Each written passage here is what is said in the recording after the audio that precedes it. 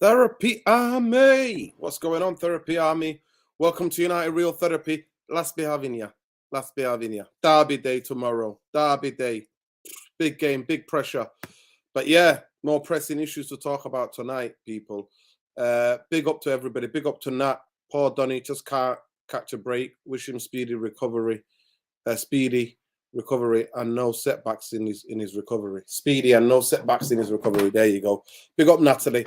John Letter Seamless putting a statement out about joining the club. We all know he didn't know head to tails about who he was. Yeah, exactly. Big up Malcolm. Big up everybody. Smash a like as you're on your way in, people. Smash a like. Like the video, subscribe to the channel if you're not already subscribed, people. Let's get going. We've got a jam-packed show for you tonight. Big up Claire. Big up Malcolm. Big up Alicia Sinkanova. Big up HQ, NQ, Natalie. Big up to every one of you. Therapy Army, massive. I mean, like I said, we've got lots of things to bang on about tonight. We're always banging on about something. Somebody said to me the other day, you're always banging on about that bloody Man United. Do you ever talk about anything else on that bloody YouTube channel? Literally spoke to me like that. You're always banging on. So we're gonna, you know what? Therapy Army. We're always banging on about the Glazers. You know the funniest thing in Manchester, actually, people stop me and go, "Hey, the Glazers are going, aren't they?" I'm like, I don't know about that, but yeah. So just coming up on tonight's show, people. Coming up on tonight's show, we have, honestly, it's quite jam-packed. It must be said, it's quite jam-packed, people. And we've got a lot to get through, obviously. It's Donny. Do you think that his time is done? We're going to discuss that. Is Donny's time done at this football club? Because I think he's cursed for me. Honestly, I'm not going to lie to you. Jump on, Tom. I'll send the link on here. Twitter's playing up a bit. I don't know why. My Twitter is playing up a bit, so jump on here, Tom, if you're free. I hope you've had a lovely Friday evening, by the way. It's bitter, brisk, and cold in Manchester, but I hope you're having a great start to your weekend. A great start, and long may it continue. And let's hope Man United don't ruin your weekend tomorrow, eh? That there, people, I can't guarantee that. Can guarantee we're going to have a laugh here. We're going to have a good old jigwag, good old moan if you want to talk about the Glazers, and look forward to the game tomorrow. But honestly, bit of a jam-back show. We're going to talk about Donny. I think he was cursed, and I think he should have gone. He should have gone. To me, he should have left his football club. I genuinely do think that. I think there's certain things in life that happens to you where you are somewhere and you're just not right. I mean, those of us who have had different jobs understand what I'm talking about. You go and start your new job, and then you go and do something at the new job, and then it's just you're not fitting in. You're just not fitting in. Tom, I put the link on here. Jump on. You're not fitting in, and regardless what you do, you're just like, what the hell have I walked into? What's going on here? You're not getting the same camaraderie that you've got in other jobs. You and your boss is becoming a little bit awkward, and you're like, what's going on here? Do they actually trust me to do the job? And then you've got one of those busybodies. You know, there's always a busybody in work in it who's double checking everything you're doing. Oh, did he do that? Did he do that? Is this even when you're training? And that's what it's been like for Donny. I don't think Ole Gunnar Solskjaer wanted him. It was the club that burdened him with Ole. And that's that. You can't recover after that bad start. It's very difficult to recover because he sat on the bench for 2 years, 2.5 years, and it's just one of those things. It's just one of those things. Coming soon, bro. I promise you, it's coming soon. Works are already underway to try to get that channel off to a start. So big up to you, brother. But Tom, if you can see me, I've put it on here. I'll put it on here again if you want to jump on. I know you've got information to share. But Twitter is acting a bit funny. I can't post stuff on Twitter. It's not letting me go. There you go. Tom's coming. But so with Donny, it's just started on a bad foot. Ollie never wanted him. Ollie wanted Grealish instead. And they were like, you want a midfielder? There you go. So from that day, he should have just left. He got rid of his agent. That just shows you. He changed his agent because he was that naffed off. He was like, I'm just sat on the bench. You're telling me you're speaking to the club. I'm training as well as anybody.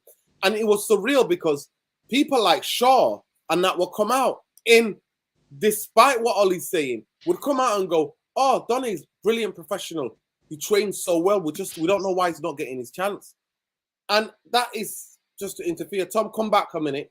And that's what's happened. So for me, he should have left. For me, sitting on the bench for one season, that would have been enough for me. I know he's not going to get paid straight away the money that he was on at Man United. That's not going to happen. But that's what I would have done. That's what I would have done. Me, Humbale, personally. And I think now, his Man United football career is over. If you've had that injury, when you've been fighting to get in the team, and when you just for the first time about to get into the team, that happens to you. I've just managed to get on Twitter, Tom. I've sent you the link, so hopefully you can get the link through there on Twitter as well. Big up, though. So it basically, for me, just shows and tells me that Donny needs to go for his own career. He's still young.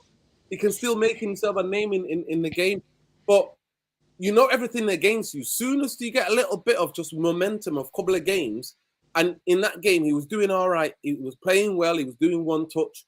Next minute, horrific injury, and then he's in hospital and he's out for the season. But Tom, your reaction to Donny van der Beek and anything that I've said, because I think he should have left. Me personally, I think he should have left. A year enough on the bench, even though I know it was lockdown and everything was weird. I think he should have just smelt the coffee. Other than going alone to Everton, I just would have asked my new agent to look for another club for me. And I'm happy, and it would have been happy for him to work his way through into form, and then other clubs coming in for him because he's still young enough. You know what I mean? Yeah. Well, we go back to the story of when we actually bought him, didn't we? You know, when we actually bought him, I'll be honest, I thought he was I thought he could have been one of the most talented midfielders in the world. And I do stand by that because at the time, when we bought him and Frankie de Jong were the two Dutch geniuses of midfield. Like they were going to take the midfield, war in the way that Kroos and Modric have at Real Madrid. They did that effectively for Ajax, and I'm not comparing the two models or anything, but like you say, he had the loan spell with Everton. I don't think he exactly joined in the best circumstances. No crowd, and you can't really get to grips with the league when you have the crowd, but you also have the physicality of the league as well. I don't think under Ole Gunnar Solskjaer was given the fair reign. I'll be fair and honest. He wasn't given the 6 games that you need consistently to show if you can make it or show if you can't, where other players were given that opportunity. I'm not going to name names. We know who they are. Ole Gunnar Solskjaer had his favourites, and Donny van de Beek wasn't one of them. And I could have sat you in a room with Ole Gunnar Solskjaer. We could have had the polygram test on him, and he would not have said that Donny van de Beek was the player that he wanted, because I know full well for a fact the main target that he wanted for that summer window was Jack Grealish, and the club didn't have the finances because they used the COVID market as a way to not buy Jadon Sancho.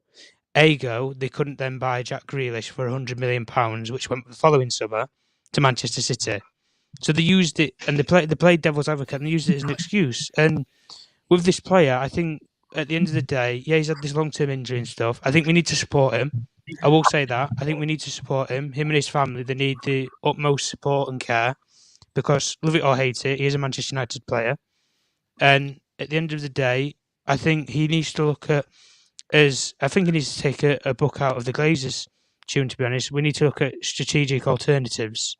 I think he needs to look for alternatives away from Manchester United, if I'm being honest. I think he's got, however many months out now, think and sit down with the people around you and think, what do I want to do with my football career? Because at Manchester United, my former, best friend, father figure, idol manager, doesn't even want me here now, realistically, because he's picking the other players over me.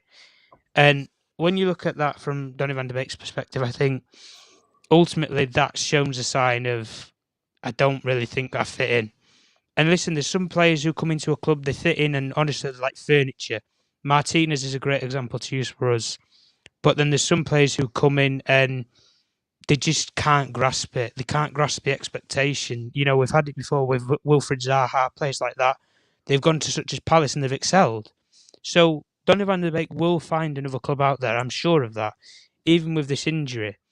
And you know, I think just from my opinion anyway, I think the best thing for him to do is cut his losses. Manchester United need to cut their losses also with him, but support him through a rehabilitation and getting back to being normal, I guess, and normal sort of humanity. And then you can look at such as the alternatives of a sale or whatever you want to use at the time. But I think just support him and his family the best that they can, Manchester United. And at the end of the day, I think Ten Hag will probably have that conversation with him as to if he's in his plans or not when he comes back from injury. But I do think it's a sad story, if I'm honest. And there was a sad story of Sergio Romero that I thought was massively mistreated at this football club by Ole Gunnar Solskjaer. And I think Donny van der Beek's just another one of those players as well that was mismanaged and misled. Also, like Jesse Lingard was as well misled by Ole Gunnar Solskjaer. And these players' careers now have been tarnished at the end of the day. But that's just my say on it anyway. Yeah, big up. Listen, big up Irfan, big up Malcolm. For talking about Donny van der Beek, obviously the breaking news. Oh, yes, I saw the picture. Yeah. Yeah. He's out. He's out for the season, and I just think he was cursed. He was cursed because the Man United never wanted him. Ole Gunnar Solskjaer never wanted him. They wanted Jack Grealish instead, and the club just shoved this player onto it. And I don't think he had a problem with Donny van der Beek, but he had a problem with people of the club who forced this player on him. And that's what happened. But we're just reacting to that. So big up. And let me know what your 2 pence is about Donny. Because I think what he needs to do, rest, recuperate, and then recover. And then for him to find himself a new club, because he's still young enough to play for one of the big teams in Europe.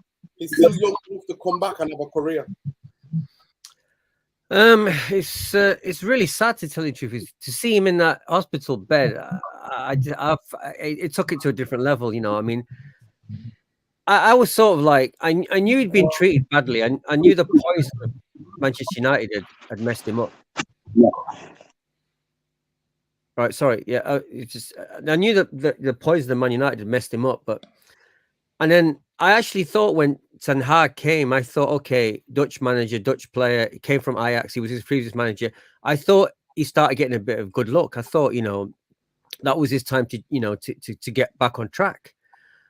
But I think looking back now, the damage was so severe before Erik Ten Hag came that I think it's sort of, you know, it's not recoverable from the position he was in. You know, I think I think it took the heart and soul of who he was as a player.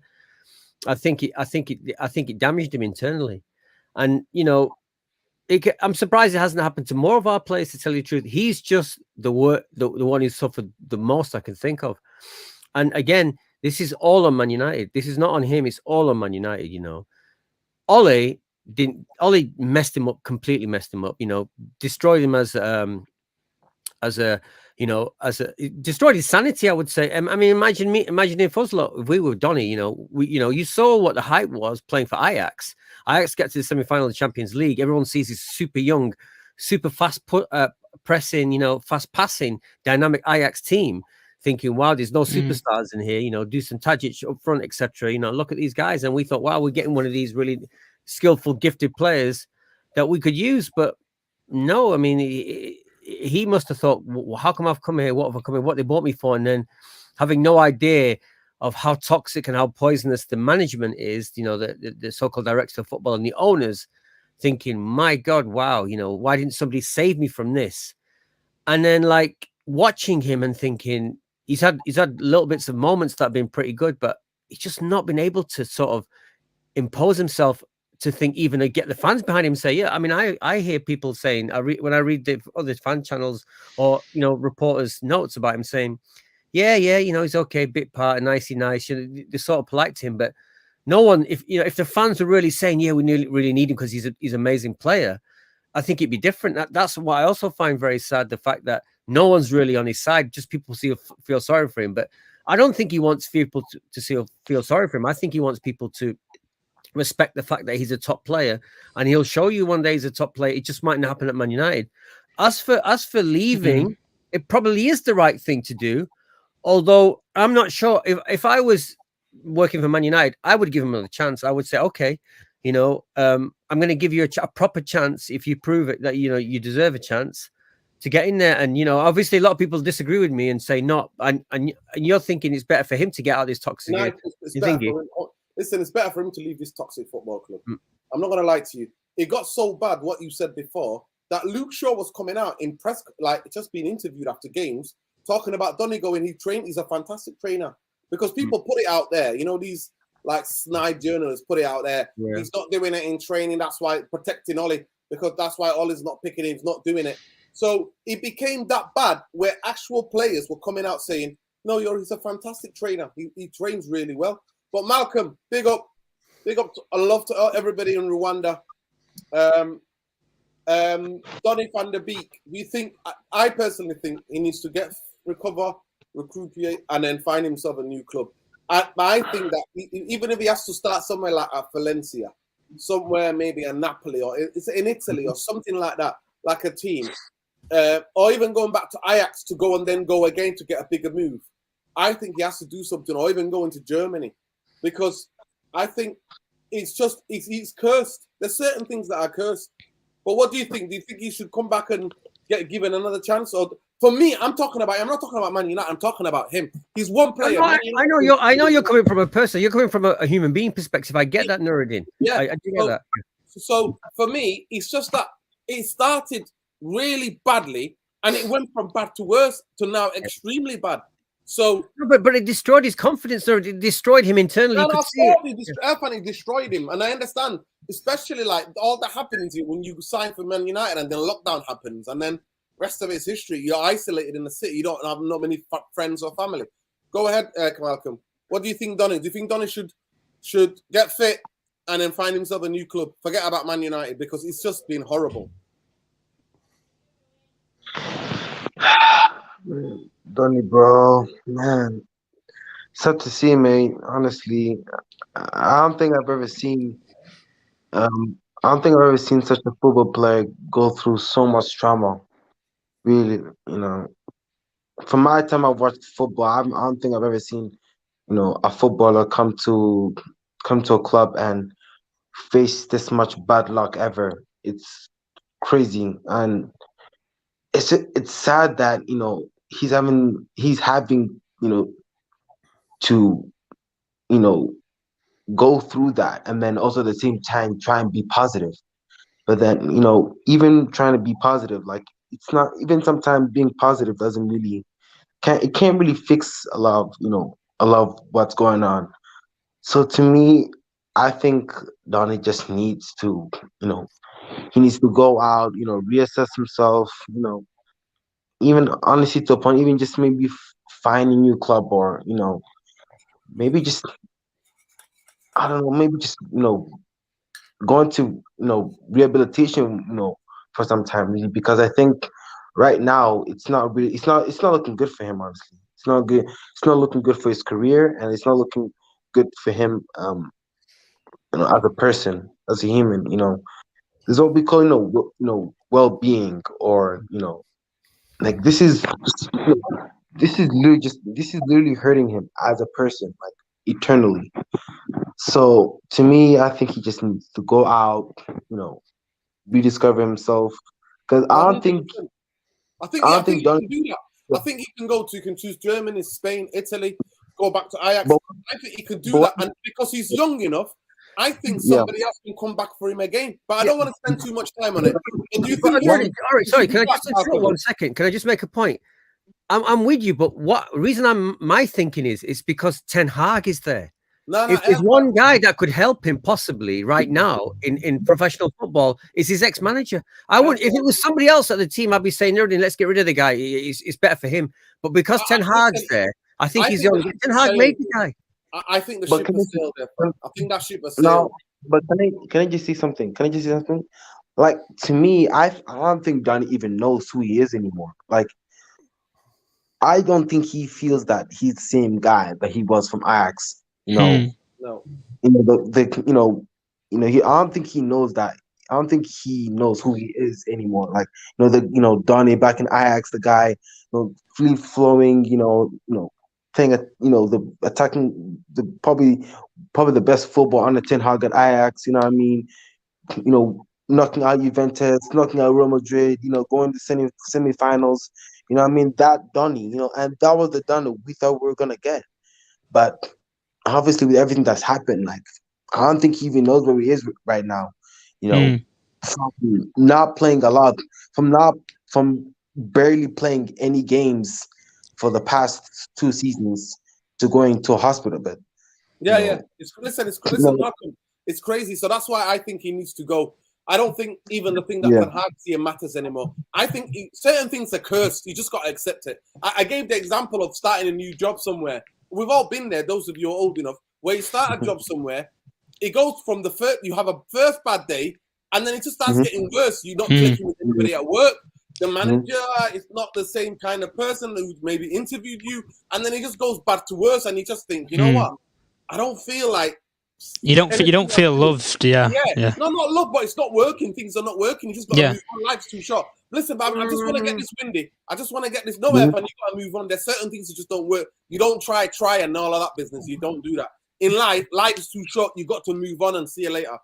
So sick and tired folks blaming Ollie for things they have no control about. Listen, he wanted the club. Ollie allowed the club to get him a player that he didn't want. And that's what he should have spoke up. I'm sorry, Windy. Ollie was a wet blanket. Players bullied him. And then he bullied players by making them play when they're injured. I'm sorry, Ollie's got a lot to blame for. He said, he does. at Man United. Carrick's not the manager.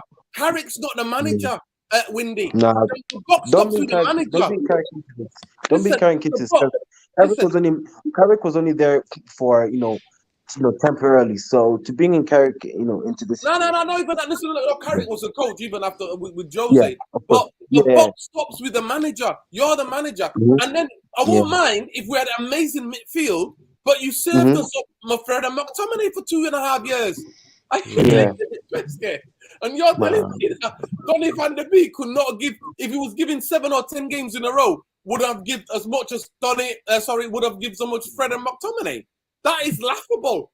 There is a 30-year-old granddad now, after a massive heart attack where he died and come back, a miracle where he come back to life, he's playing better than Fred and McTominay in games. That's Ericsson. So this idea that Donny could never play in the pivot is ludicrous to me. It's just that your other tactics were not right.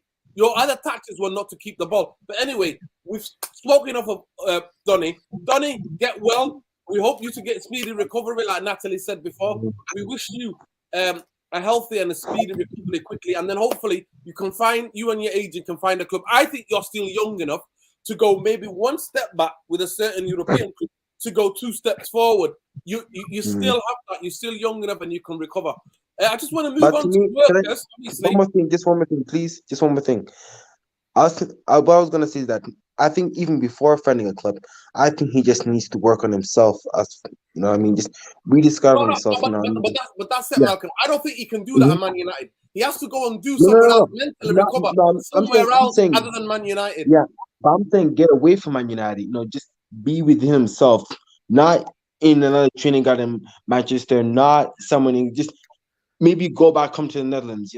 Just be within yourself. I'm hoping that's what he's going to be doing. I'm hoping that he can do that. At least he can be around family. Exactly. Go home, be with the family. Work on yourself, and then maybe find a new club, and then we'll start from there. But anyways, carry on. So we've signed a guy, a striker, Workhurst. He's 30 years old.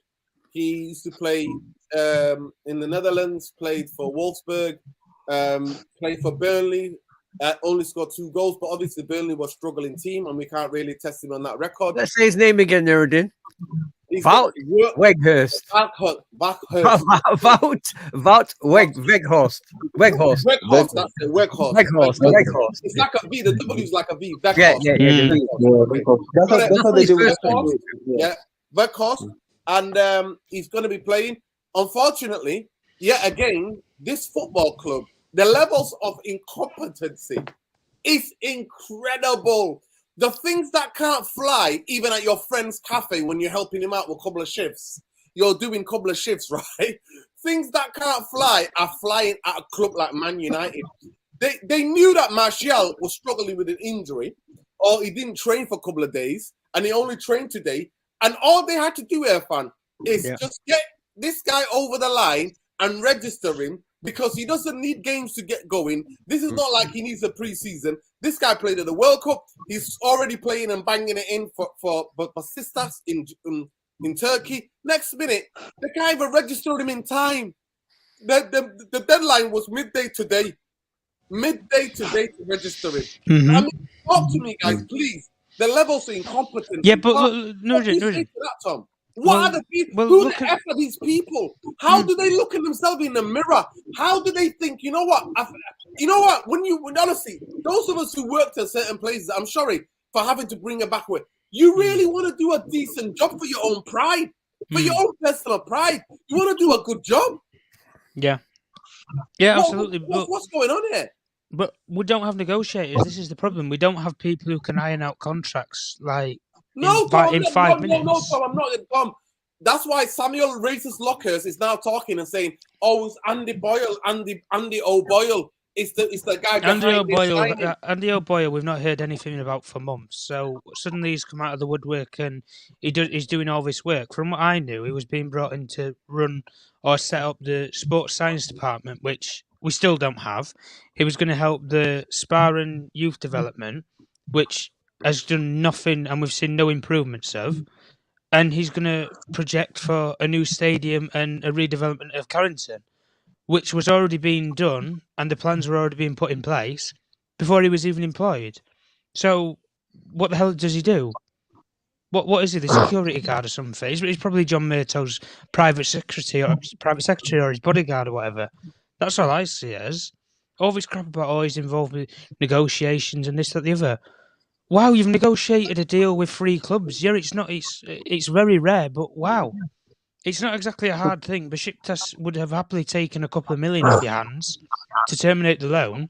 Burnley will happily take a loan fee off of you. No buy option or anything for 6 months. I think it's probably the easiest deal we've done all summer.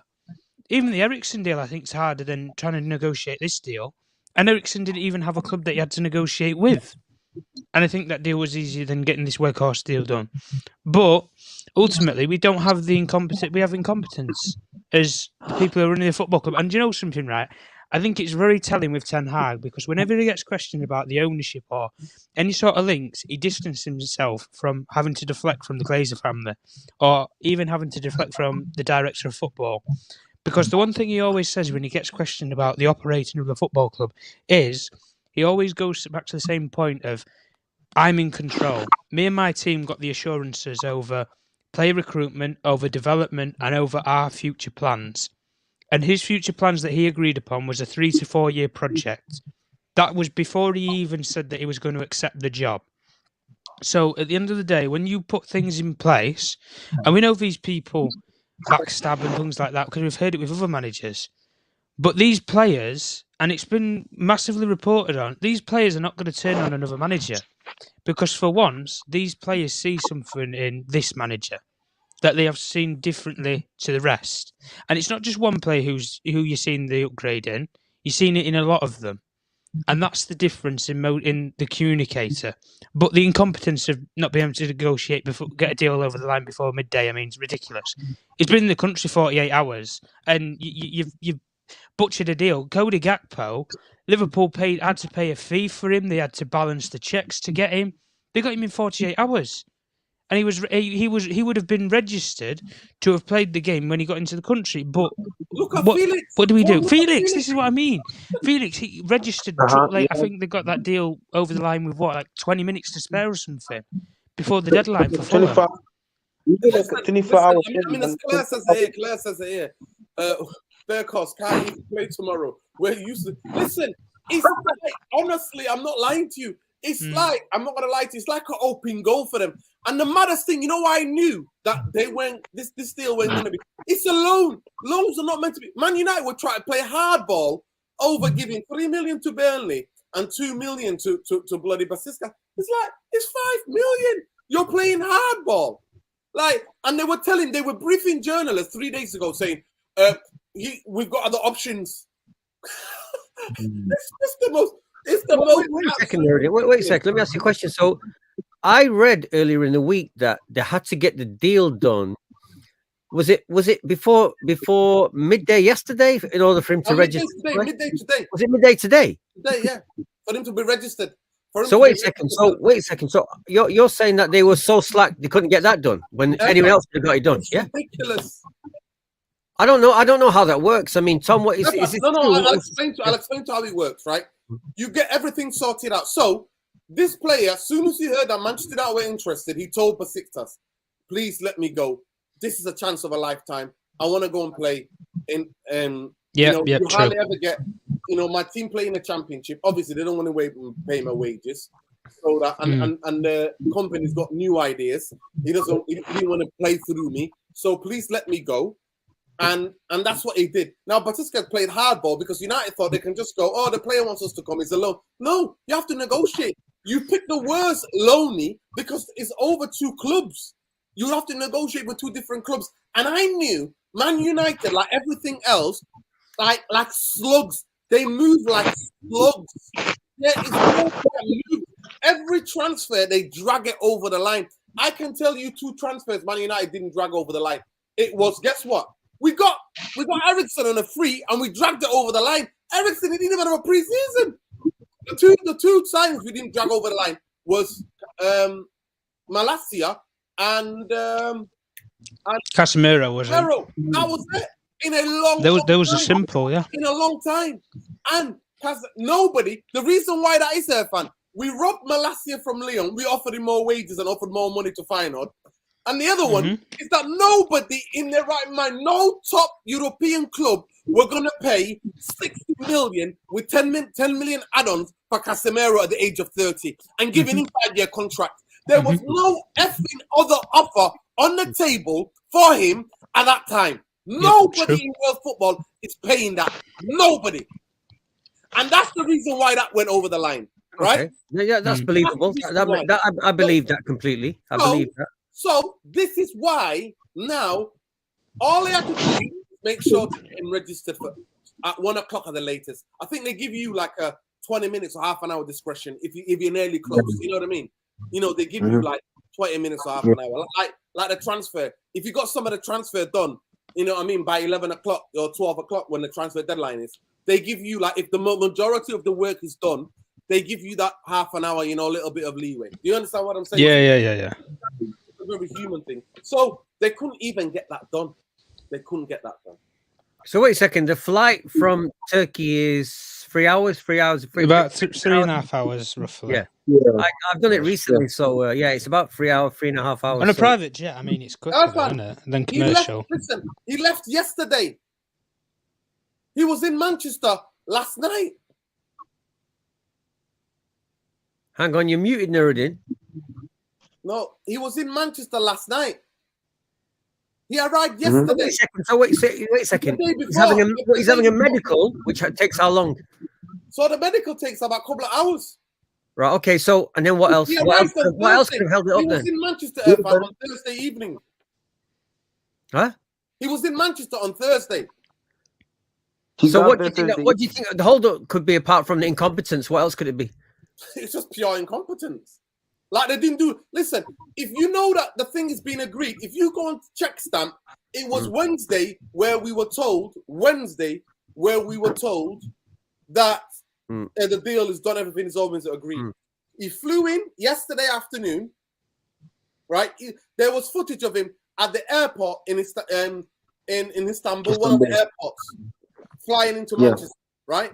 So you had enough time, so you would prepare. If a normal club would do this, all of the immigration stuff, all of the Brexit stuff already, like Chelsea do, like Chelsea did Like, prepare all of that stuff. You prepare. Wasn't all that woman that you mentioned? What was her name? The one that just got rid of. What was her name? The woman working behind the scenes at Chelsea. It's the one you just got rid of. What was her name? You mentioned it last time.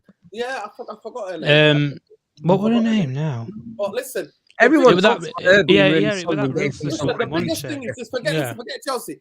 They got it over done. He was registered enough. Felix was registered enough for him to play in Burnley. Obviously, he got sent off, and the rest is history. But Manchester United had all yesterday to do this, and they didn't do it. And that, to me, just shows you these guys don't even have a pride in their work. They don't even have any pride. Morena, And yeah. then this person saying, listen, the difference between Chris, between Donny van der Beek and Ingan Gundogan is that Gundogan is wanted by the coach, is wanted by the manager, and sees how much of a good player he is. That's the big difference, bro. So it's not. But so why wasn't it Brexit for Felix then? Why wasn't it Brexit for Felix? Yeah. Chelsea did that quickly. Bang, bang, bang. Yeah. I'm sorry. There's no excuse. Morena, that's it. Morena, that's it. Marina. Yeah. And that's how it is. I don't want to spend too much time on it. Quickly, I just want to go around. What do you think of the signing? What do you hope from this signing? What do you hope? When do you go, Fan Milk? I'll go, sorry. Yeah. Go on, Malcolm. Yeah. To me, I think it's a decent signing. I feel like there's a lot of fans that, we try and make it like it's a bad signing, like, oh yeah, it's gonna be a flop. He's only here for 6 months. To me, I think I'd say quite a bit from Weghorst to say that I think he can actually do a decent job for us at strike, and I think he provides a little bit more to what Martial gives us, as a number 9. So I think, he's good in the air. His aerial ability is really good. And I think he has an eye for goal, and he has his resiliency, everything. To me, I think for 6 months, I think he can do a job for us. And you can even see glimpses, like, at the World Cup, that just shows you how, just even shows you, like, what we can get, what he, like, it just shows you what he can provide for this team. So to me, I think it's a good signing, decent. And so yeah, that's pretty much my thoughts on Weghorst. But yeah. You mean it? Yeah, no, I am, putting everything aside and all the joke business about the club, I actually don't mind us. Even from a very basic level, is one more play for the squad. No matter even if he was worse than what he is, yeah. And then when I look at, like, neutrally, because I've read so many reports about him, the minute we were linked to him, I just started looking online and look at his stats, look at everything about him. They said he was like one of the top in the game and all this kind of stuff. And I do remember the goal. I remember the goal he scored for. Did he score against us at Burnley? I remember him playing for Burnley. I'm not sure. Did he score against us? He set the goal up. It was his assist. I looked at him and I thought, okay, who is this guy? And I've seen a lot of Dutch strikers over the years, and I look more and more about him, and I can see that he's a hard-working player. His statement today was like, I'm so happy to be coming to Man United. He's obviously over the moon, to tell you the truth, to come to Man United and have a Dutch manager. So these are all pluses. I think he'll be a relative success. But when I look at what he brings, the height doesn't mean that much to me, unless you're like a Peter Crouch, etc. Unless you're super skillful. I don't need the height is nothing, because obviously footballers got smaller. So center of gravity, you're that's taken over a lot of the sort of basic makeup of a footballer. So he's quite an odd one, being an almost basketball player size as a footballer. But I do think he's an intelligent footballer. I do think he'll have great hold up skills for us and bringing other people into play. I don't think he's got an ego. I think he's going to get behind the team and give everything to him. I'm not sure how skillful he is. I've not seen serious headers from the guy. I've not seen brilliant goals. I've just seen simple, steady play and nice. I mean, the goal against Argentina was a pretty well worked goal. You have to admit it was a cheeky goal. So I do think it's a win-win for Man United. But like Nuruddin's already pointed out, even simple things like this, we always have a brilliant way of effing them up. You know, we're really good at that. We're amazing at that. That's who Man United are. But as a fan, you know, I'm happy. And all my other friends I've spoken to in like since then have texted me and stuff saying, you know, hey, look, you've got another player. He's decent. He's like nobody else you've got in your team. And like I said, I think he's going to be a bit of a success. You know, I think he's going to do well for us. So apart from the bullshit, I'm actually happy we managed to get someone. You know, to a degree. Listen, we needed a strike. Everybody knew that for 7 months. Ronaldo wanted to leave. We knew at the Yeah, end but of at the least, day. but Nuruddin, what if we'd got Gapco and not this guy? How would you feel now? If you had a choice of these two. And that's why I made the case that Gakpo for me was not the right guy for Man United. We needed somebody to play in central striker, somebody who can hold the ball up, somebody who can bring people into play. But that's another thing. Quickly, Tom, workhorse. To me, the biggest thing about Irfan, he's quite skillful actually for a 6'6" guy. He's good at bringing people into it. He's good at playing on the shoulder. He runs the channels well. He's not an amazing in the air, as people are making it out like he's some sort of like he towers over everybody. But if you put the ball in the right area, he'll attack the ball, and that's what it is. So he scores a couple of goals. He tends to target the fullback areas, and then between the centre halves and the fullbacks to get the headers in. But he's got good feet. That's the thing. And the big thing about it, he gives everything, and that's all you want on a player. So go ahead, Tom. Quickly, so we can move on. Yeah. Well, we can move on to the exclusive for tonight. Yeah. Well, I'm just gonna keep it plain and simple. I'm gonna use Graham Souness's words. Oh, sorry, not wise words. Anyway, I think he's a steady Eddie. But I think if you use those choice of words, not for Casemiro, but you use it for someone like a Weghorst, I think that's what it gives. It gives you steadiness on the ball. He has got a first touch, like you said. He's good with his feet. Movement-wise as well, I think we saw for that first goal as well. The Premier League's all about physicality. Defenders are going to look at him and think, well, there's a tall presence. We're going to have to man-mark him. We're going to have to be physical with him. Russell. And when you do that, if he can play with his back to goal and if he can flick the ball around the corner and you have players like Rashford who are going to run in, you might have a re-emergence of someone like a Jadon Sancho who might come back as a different kind of player like the one that we saw at Dortmund. I think that's scary. Ultimately, in many cases, I think he's going to do a similar role to what Firmino did for Liverpool many times, where he wasn't so much the out-and-out goal scorer, but I think he's going to be a provider for a lot of the other players in our team, especially if we need another option, if Martial's injured or whatever. And listen, I'm not going to big him up and say, you know, he's going to be as good as Erling Haaland because sorry, he's going to be Tom, far from it. You made me laugh then. Sorry. You mean if Martial's going to... It was the if before Martial. Sorry to interrupt you. It was the if that almost gave me a heart. I was going to start coughing even more than when you said if. You mean when Martial gets injured? Yeah, when? Yeah, well, when? Yeah, but at the end of the day, I think for 6 months, as long as he doesn't get sent off and we're not going to have another like Felix incident where we've basically blown most of his money and he's going to miss 3 games. But I think this is a more safer and securer option, especially for the loan fee that we're going to pay, than the structuring of the Felix deal was ever going to be, or an option to buy Marcus Thuram for 10 million euros or whatever it was going to be. I think this makes more sense in the short term. And like I say, final point, I think it gives John Murtough that time and that plan now where you now need to do your job, Mr. Murtough, and you need to go out there and recruit this number 9 that you've said that you're looking for. We expect this number 9 in the summer, Mr. Murtough. So if you ain't going to deliver, I'm sure this new ownership that's looking to come in April or early May, they ain't going to be keeping you on. You'll be at the job centre. Or you never know, Everton are still hiring. They might take you back with your CV. They might take you back. And they might give you the Scousers clause, but we'll have to see. Tom, I promise you, if the new owners take over this football club, the first 2 people on minute 1 when the deal is signed is Get, Murtough, and Arnold, and every other crony, Glazer crony out of the football club.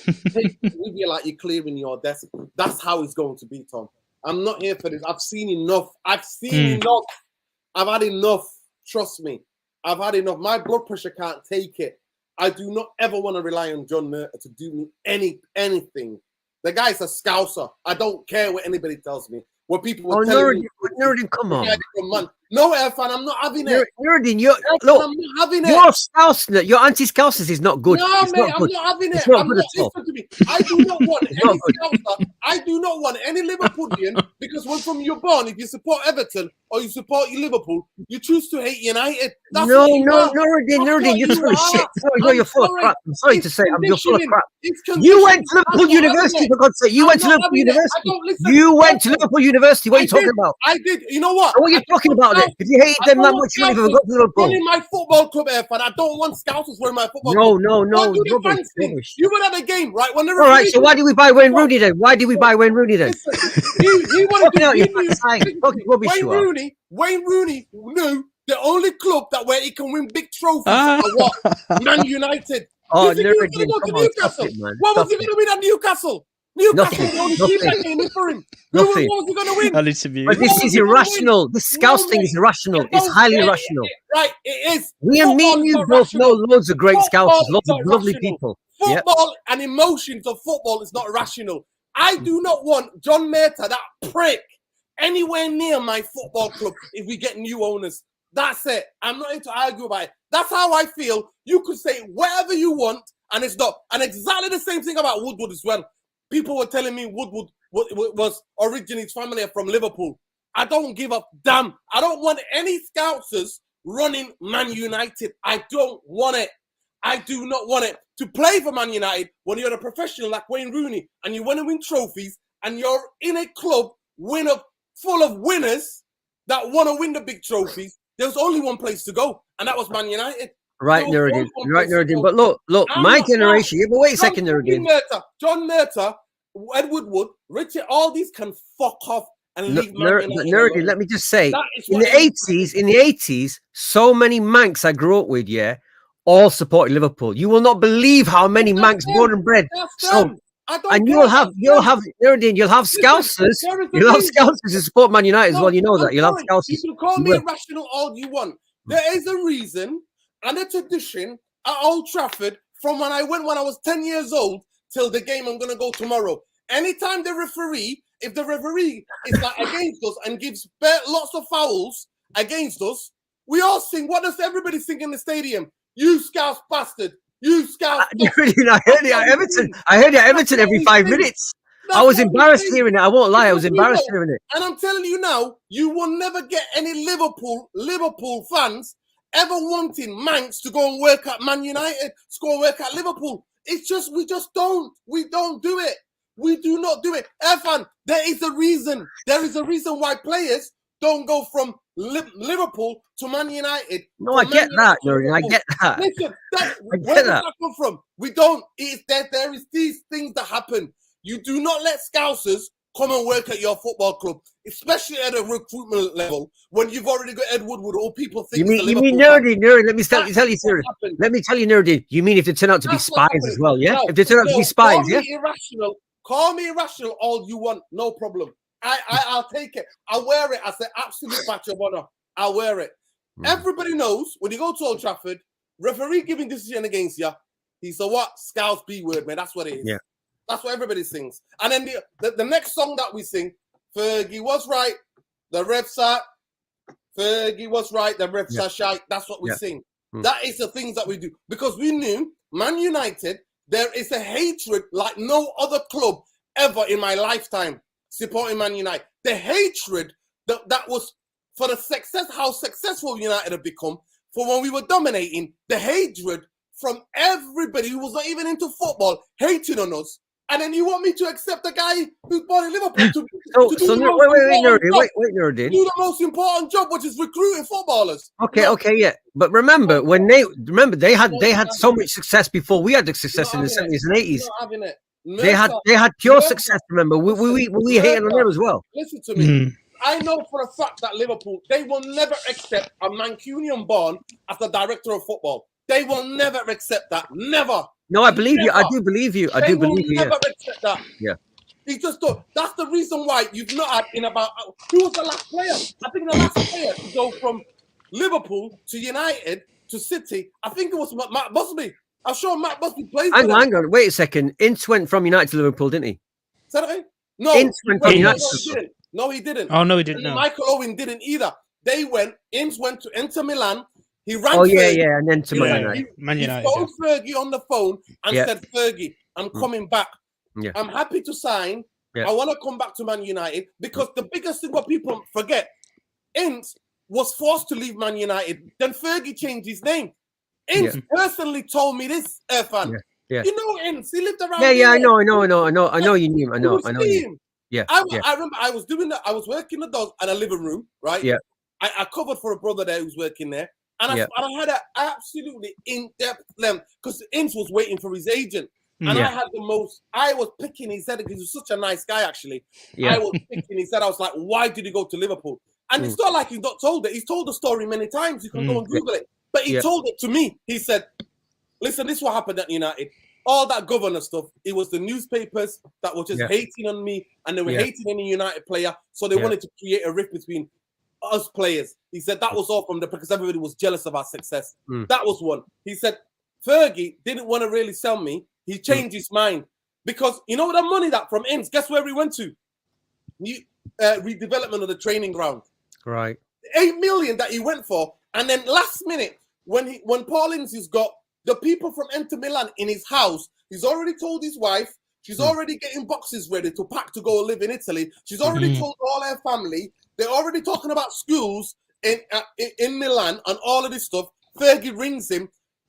Ince picks up the phone, goes into a private room and says, what are you doing? And Fergie's like, have you signed? And he's like, no, I'm not signed, but everything they're here. I'm about to sign my contract. He goes, please don't sign. I've changed my mind. Don't go. Ince was like, I'm sorry. I've got to go. This was it. You know, it's too late. I've already gave my word. I really liked him at Man United. I thought and then listen, so he went. When he was coming back, he gave Man United the first option to buy him back. And they said no. And then he was available. Liverpool got in contact with his agent and were like, we're happy to take him. The other thing about Michael Owen, he went to Real Madrid, to Newcastle, and then came to United. So nobody has gone directly from Man United in my lifetime. I don't remember that. I don't even know Peter Beardsley.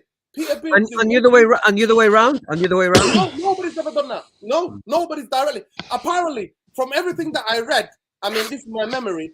Sir Matt Busby played for them. Sir Matt Busby played for Liverpool, and I think he might have captained City, but that's when he was the player. That's mad. And That's mad. United, played for United, and then the rest is history. I'll have to look into that one. I'm sorry, I'm not having it. There's just certain things that just don't do. It's irrational. It is what it is. I just don't do it, and I'll wear it with my pride because that's why I sing my lungs out. The Fergie was right. The Revs are SHIT. Don't worry, Nuri. I'm going to find some Scousers to come on the channel next week. All right. Man United. Listen, I've got absolute love for my friends who I went to university with.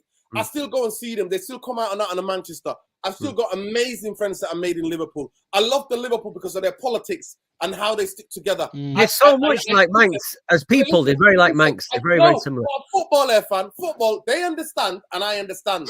If we check my WhatsApp group when United play Liverpool, I either turn off everything, I disable everything, I leave the group, and then 2 weeks later, win or lose, I come back. When it's my turn, when United win, they leave the group, they disband the group, and then a couple of months down the line, there's a new group popping up, and then we all get back chatting in a new group. That's what happens. Nuruddin, you've washed the dirty laundry in public anyway. That's the best thing that's happened anyway. Yeah? I got nothing but love for them as human beings, but there's when it comes to United and Liverpool, it's just there is. I'm not about abuse. I'm at Old Trafford going, United fans should not abuse them, should not make the signs about Hillsborough. Their fans should not be doing the plain signs. I'm against all of that. I was happy that I was in the stadium actually when United fans reported a United fan racially abusing Trent. Then the stewards come and got that guy got arrested and banned. So I understand that. I'm with them. But when it comes to any of them from Liverpool who could support Liverpool, coming and doing one of the most vital jobs at a football club, I don't want it. I just don't. It's just like, it just don't go. Call it irrational, call it what you want, but I'm not having it. I'm not. But I just want to move on quickly to what the sale is. Workers are signed. We're going to see how good it is. Some of you can laugh. Honestly, you find it funny, but it is what it is. And if you know any real Man United fans, they'll No, tell you. Nordin, I know loads like you. There's loads like you. Loads. They'll Loads tell you, and loads. and Liverpool fans will tell you exactly the same. Exactly the same. They will never accept a man to come and be the head of recruitment for them. Never. It's not that they're not. Just a doubt in their head. He's a Liverpool fan. He could be a Liverpool fan. Nah, mate. He can't. That's how it is. Oh, Nordin. It is. It is the way it is. I just want to quickly go. Listen, Tom, you might be better at this, so please just go ahead with your exclusive. Go ahead, Tom. Yeah, share it from the Because chat. you know what, my internet, I don't know what's Is it not wrong with working? Twitter. Right, I'll get it up through my phone. It's okay. Don't worry about it. Yeah. I'm having a problem with Twitter. Yeah. No worries. Anyway, I've shared it with Saeed as well, so let me just open it up. So, listen, while you do that, let me just update the people. So, the Telegraph today, there was a thing about it on the Telegraph today. There's been a couple of really fascinating articles on the Telegraph lately about Man United, James Ducker, and there was one today. And basically, what was happening is that Man United, there is, so this is what it says, exclusive. Man United owners, the Glazers, are poised to invite formal bids for the club by prospective mid-February deadline after receiving serious takeover interest from Middle East, Asia, and America. Aim is still for the first quarter April sale. That's what it is. The guy who wrote the article, I think his name's Tom Mungs. That was on the Telegraph. But that is the basis. Go ahead, Tom. Yeah. Well, what I've written anyway, I've written a bit of a exclusive anyway. I've sent it out to a lot of Man United content creators anyway, if they wish to use it or not. From what I've been told anyway, I've gone round the houses, if you like, from what was reported by the Telegraph. I've spoken to a couple of journalistic contacts out who work in the Asian business markets. I've spoken heavily to New York contacts as well, that I spoke about last time with New York investors, and also with people from the Middle East. Now, I spoke to a couple of journalist contacts that work outside in Abu Dhabi, and what they have told me is that the BIC, which stands for the Dubai International Capital, are gathering its legalities and its assets to formally place an offer in the region of $6.1 billion for Manchester United. Now, the DIC's chief, Samir Al-Asnasri, I can't pronounce Middle Eastern name. Al-Nasiri, yeah. Anyway, the chief executive for the DIC reportedly anyway is a Manchester United supporter, and he has the full backing of the Dubai royal family to make a formal offer for the football club on behalf of the Dubai Investment Capital, which there is the investment fund of Dubai and there's also the investment capital of Dubai. It's basically the same thing, just a different legality of it all.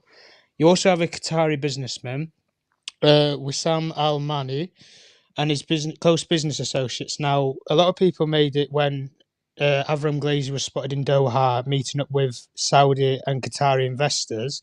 Now, Wissam Al Mani was one of the business Qatari investors that actually spoke to Avram Glazer during the World Cup. But on the 29th of December, he was spotted in Doha, Avram Glazer, and reportedly spoke with Al Mani about a deal over the potential evaluation of Manchester United. However, he would most likely have to lead a Qatari-based consortium bid.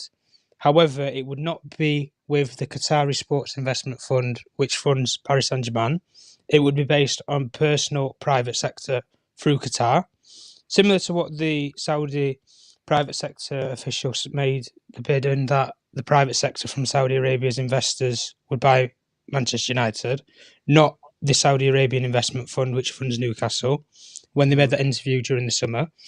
Now, if we go on to the sort of US sort of market, so the US sports investors, the Boston Celtics owner, Stephen Pagaluka, and the NBA chief, Larry Tenenbaum, who were both interested and put a selective bid in to buy Chelsea, have reignited their interest to buy one Premier League football club. They have made it very clear they're not interested in buying Liverpool. They don't see the brand exposure that they can get from buying Liverpool that they can see with Manchester United. And they've stated their willingness to buy Manchester United to the Rain Group itself. They have contacted the Rain Group personally and stated their willingness that they would be willing to bid for Manchester United. And there is a connection between Stephen Pagaluka and the Glazer family, where he has a 15% share in a recruitment financial agency, which is also co-shared and co-owned by two members of the Glazer family, two of which are not Joel or Avram. There's two other members of the Glazer family, which aren't unlisted as owners, but it is owned towards the Glazer family, a majority share in the financial recruitment agency. A New York investor that I spoke about last time, Nuruddin, you'll be able to confirm this, and a couple of people in the chat when I spoke about investors that were coming out of New York. Oaktree Capital owner Howard Marks has expressed an interest with an exclusive interview with the US business channel Bloomberg, for those of people who might know with the US markets. And the New York investor would most likely lead a New York-based consortium bid, kind of in the similar mode to how Todd Bowley led his bid, which successfully won with Chelsea. However, he would want to primarily have a majority staked ownership, and then most of the investment would come through banking agencies with New York. And obviously the ties are there with the New York investment bank, Rain, and him being a New York investor himself. There is a link there between him and the organisation that are finalising the sale of Manchester United. And then finally, the only last thing that I got anyway about Asia interest was true. I had a Thai businessman, Sarif Ratanavadi, I think his name is. He's a Thai businessman. Anyway, he has a net worth on his own in the region of about 11.6 billion US dollars. And he is the CEO of the Gulf Development Public Company, which as a company has a rough estimate of about a net worth of 60 billion. Have made it clear they would like to buy a major sporting franchise in Europe to brand exposure their company and the Asian market. And however, they made contact about potentially buying Liverpool. However, they feel that Manchester United is a more progressive club in the current period, and as a brand, they can expose Manchester United bigger and better out in the Asian market, where they feel Manchester United can reach higher figures, i.e. with what they saw with the pre-season tour when they went to Australia, they went to parts of Asia with Thailand as well. They would like to expose that more so in that sort of region.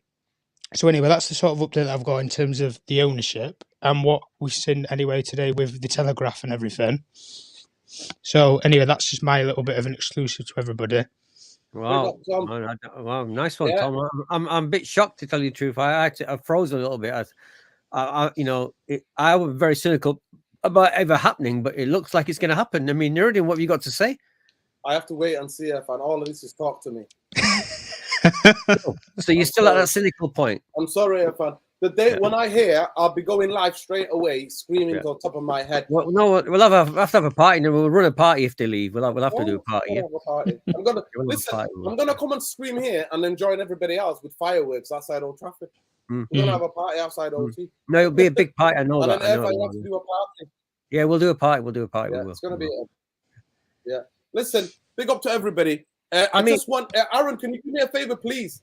Can you go to the news aggregators, because I can't access? I don't know what's happening with my Twitter. If you could go there and just get some of the quotes of the embargo section of Eric Tenhag's embargo section. I'm just listening to some of it. I don't know if I can play it. Let's see if I can play a couple of bits of it. I think they're asking him about there's bits where they're asking him about let me play it.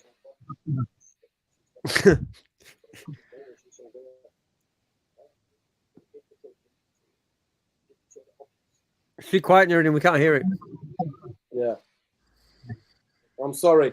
But if you can do that, listen, I don't care what Pep says. Pep, you know what Pep does? Pep bottles Man United up, and then he comes there and goes, we hid the ball in the fridge, taking the piss out of our football club. So I don't give two F's what Pep Guardiola thinks about Man United. I couldn't care less.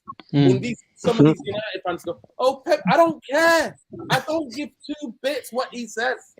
He can absolutely do one. And I told him to his face, he's managing the wrong club. I said, you've wasted your career. And I said it to him face to face. When he came to the place where I used to work to come and watch a play, I told him there to his face, I said, you managed the wrong club. You managed the wrong club. And I said, you know what? Your legacy will not be what it is now. What it is if you come and manage United because of our fan base. I said, Man City, and he laughed at me. I swear on my mother's face, I said it to his face, and he laughed at me. He laughed at me. And I said exactly the same thing to what's the Brazilian midfielder what's his name? The Brazilian Fernandinho. I said exactly the same thing. And his wife was laughing at him when I was telling him this. I said, You've come to the quieter part of the city. I told him. If you play for Man United or you manage Man United, the world is your oyster.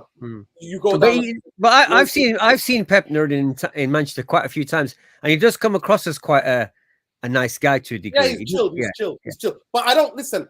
He could be those things, but I just don't want him. Big up, by the way. Please, can we go? No, that's mind games. That's just playing games. So I just don't want to listen to anything about him saying about Man United, because when we were playing Mourinho football, when we were so shit with that low block BS, he was telling us, "Oh, Man United are a good team." I know. What are you talking about? No, it's all mind games. That was all mind games. Yeah, but exactly. So I don't want to listen. I don't want to listen to what he's saying. Big up, Aaron Pondy, and big up Tom. Please make sure Tom. Hopefully, you can come back, but make sure you give Tom a follow. Tom Journalist 1 on Twitter if you're not following him. Thank you so much, Tom, for the great exclusive. But I have to see it to believe it. Tenhag. Wait a second, Nerdy, before you read this. So you know what Tom just said? Is that brand new news? Is it just totally fresh news? That there's so many different. There are so many different articles because everybody's guessing here. Every journalist is guessing. Not all journalists, but some of them have got a bit of information. They're letting it out because. Hang on a second, Nerdy. Malcolm, I don't know what's going on with the sound, but you've got some funky stuff going on. You're gonna have to mute it. I can't hear what. Is this Ariel? Ariel. Okay. Yeah, go on. So wait a second. Say it again, Nerdy. So basically, it's a lot of people are playing a guessing game.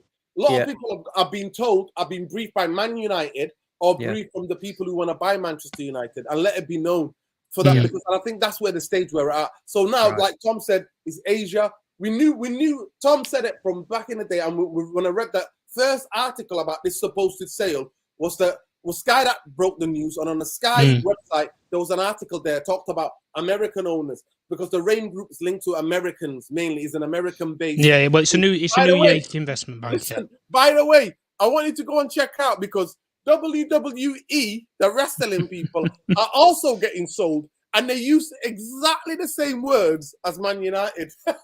Strategic alternatives. Can I ask one question then? So, I want to get on. Yeah, go on, go on. So are we also not worried about let's just say that what you just highlighted is actually factual. Are we still not worried about the fact that these Glazers might try and hold on to some part of the club? Yeah. We're still not worried about that. No. They've tried before, haven't they? When the Saudis came in and they was wanting to have an investment to come in to the football club, and this investment that the Saudis were prepared to put in, they didn't want to invest. They wanted to buy outright. And at that point in time, the Glazer family weren't in the financial crisis that they are now. Whereas you look at it, probably a year or 18 months onwards from the Saudis buying Newcastle, you look at it now, the Glazer family have to sell. Financially, they can't make any more money out of the football club. So, as a business, Manchester United is not profitable anymore. Therefore, when a business is not profitable, if you're in business or you're a businessman, I don't speak from personal knowledge, but I speak from property development side of background. Yeah. When you have a housing property or whatever, when it's worth the maximum valuation that you can get at that time, at the peak moment in time, you sell. Or you put it up, you put it on the market. And at the end of the day, with the Glazer family, that time has come now. And all of these people, and the reason why they've used the Rain Group is because of the list of contacts. They had over 200 inquiries. And that's just inquiries, not offers. They had about 50 formal offers to buy Chelsea Football Club. And there was about 30 of them that was in America. There was about 5 that was in Asia. There was loads of them from the Middle East that were businessmen or people of that. But then they whittled it down to who can get their assets in line because that sale had to go there and then. In this point now, they're going to open the financial lines and the biddings for the start of February for people to formally place their offers in. People have already contacted them. Like I've said, US investors have already contacted the Rain Group to say that they are interested in putting a bid in for Manchester United. But what it's going to happen is, or primarily what will happen by the Rain Group is, you will have all these prospective bidders, potentially some of whom I have just mentioned, will put in offers, and then they will get a phone call back or an email, or somebody will contact them back to say, right, another party's put in this offer. Do you want to re-emerge and come up with an extra offer? Are you prepared to put up this XYZ more money? And the ladder goes up and up and up in the price range to the point where all the parties are going to back out. And then the Glazer family have one primary owner that they will negotiate the deal with, and the legalities of it all over what offer they can get. The Rain Group are being used basically as the calculator. They're going to add up all the numbers and get to a round figure, and then the Glazer family will negotiate with whoever that main primary owner is left. It's basically who's the weakest link, or who's got the most biggest money. mug? Yeah. Yeah, who's the biggest mug or whatever. Listen, I'm not going to lie to you.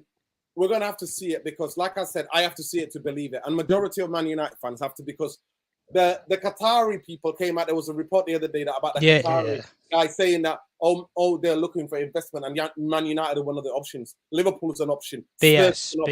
So it is what it is. It is what it is. So for me, 1 minute is an investment, minimum is full sale. So it is what it is. But let me just get this quickly. But by the way, people, please give Tom a follow. This is Tom's Tom Journalist One. If you want more exclusives, I'll follow you back. Tenhag, with the numbers here, so they're talking about the numbers, obviously. Donny van de Beek's out for the rest of the season. Diego Dalot is injured, which is a huge miss for tomorrow. Huge miss. Because I do not trust Wan-Bissaka to know the game plan like Diego Dalot knows. The reason why Diego Dalot struggled against City, and one was the early booking. Second, Anthony wasn't coming back and helping him. Nobody was helping nobody. It was 11 effing strangers on that football pitch. And that's why they gave that cowardly performance. So I think Eric Ten Hag been asked about the numbers because one striker is not enough. So this is Eric Ten Hag coming back at the journal saying, with the numbers here, I think with the signing of Berghurst and the development of some of the players here, Garnacho is the best example. And then he said, but also you need, you see in this week, Manu, listen, Ten Hag, come on, man. He's 17 years old. He's not going to play.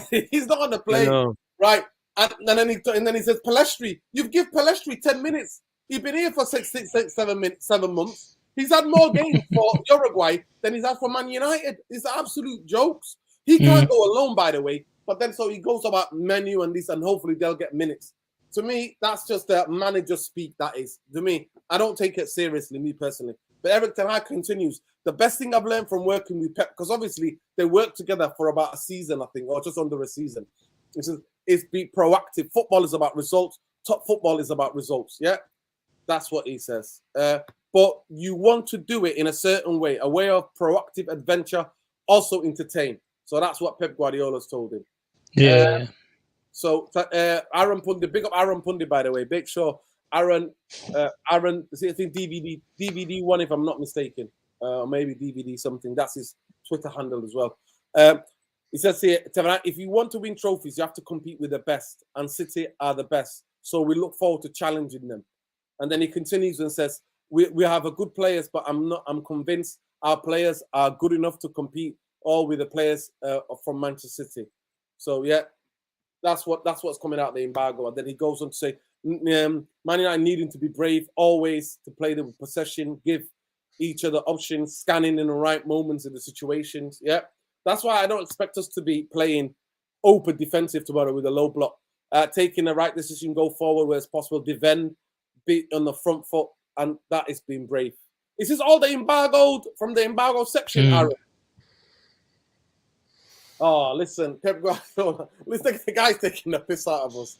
The guy's literally taking the piss out of us. Who's spending the money? Who's spending the money, you absolute dimwit?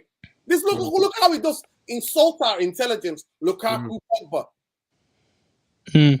Like, are you taking the piss? Your guys, you've got, what is his name? Chichi and the other guy. You've got the head of recruitment from Barcelona. Tixi. And Berestein. That's what you've got. Tixi and Berestein. That's what you've got. Right? Yeah. So you've got those two, right? So you told Man City owners when they approached you, Pep, before you went to Bayern Munich, you told them, if you want me, you have to get my guys in the right places for me to be buying players for me when I'm not even there. So you've got that effing cheek to now come out with this BS like we don't know about what's happening between you and Man City and why you said no to Fergie and you came out with an excuse. I didn't understand Scottish. This is the most ridiculous thing. The year that Pep Guardiola had out of football, when he got too stressed out, Mourinho did his head in. He got burnt out, yeah. Yeah, he burnt out. He went to the US. He went to live in New York, got himself an apartment, and was like, I want to learn this, I want to get my English better and all this BS. So Ferguson goes to watch Andy Murray in the US Open. Fergie and Pep Guardiola are both watching the tennis and watching the US Open. They go for dinner. Fergie says to him, I'm thinking about going. Would you be interested in Man United? When I decide to go, would you be interested?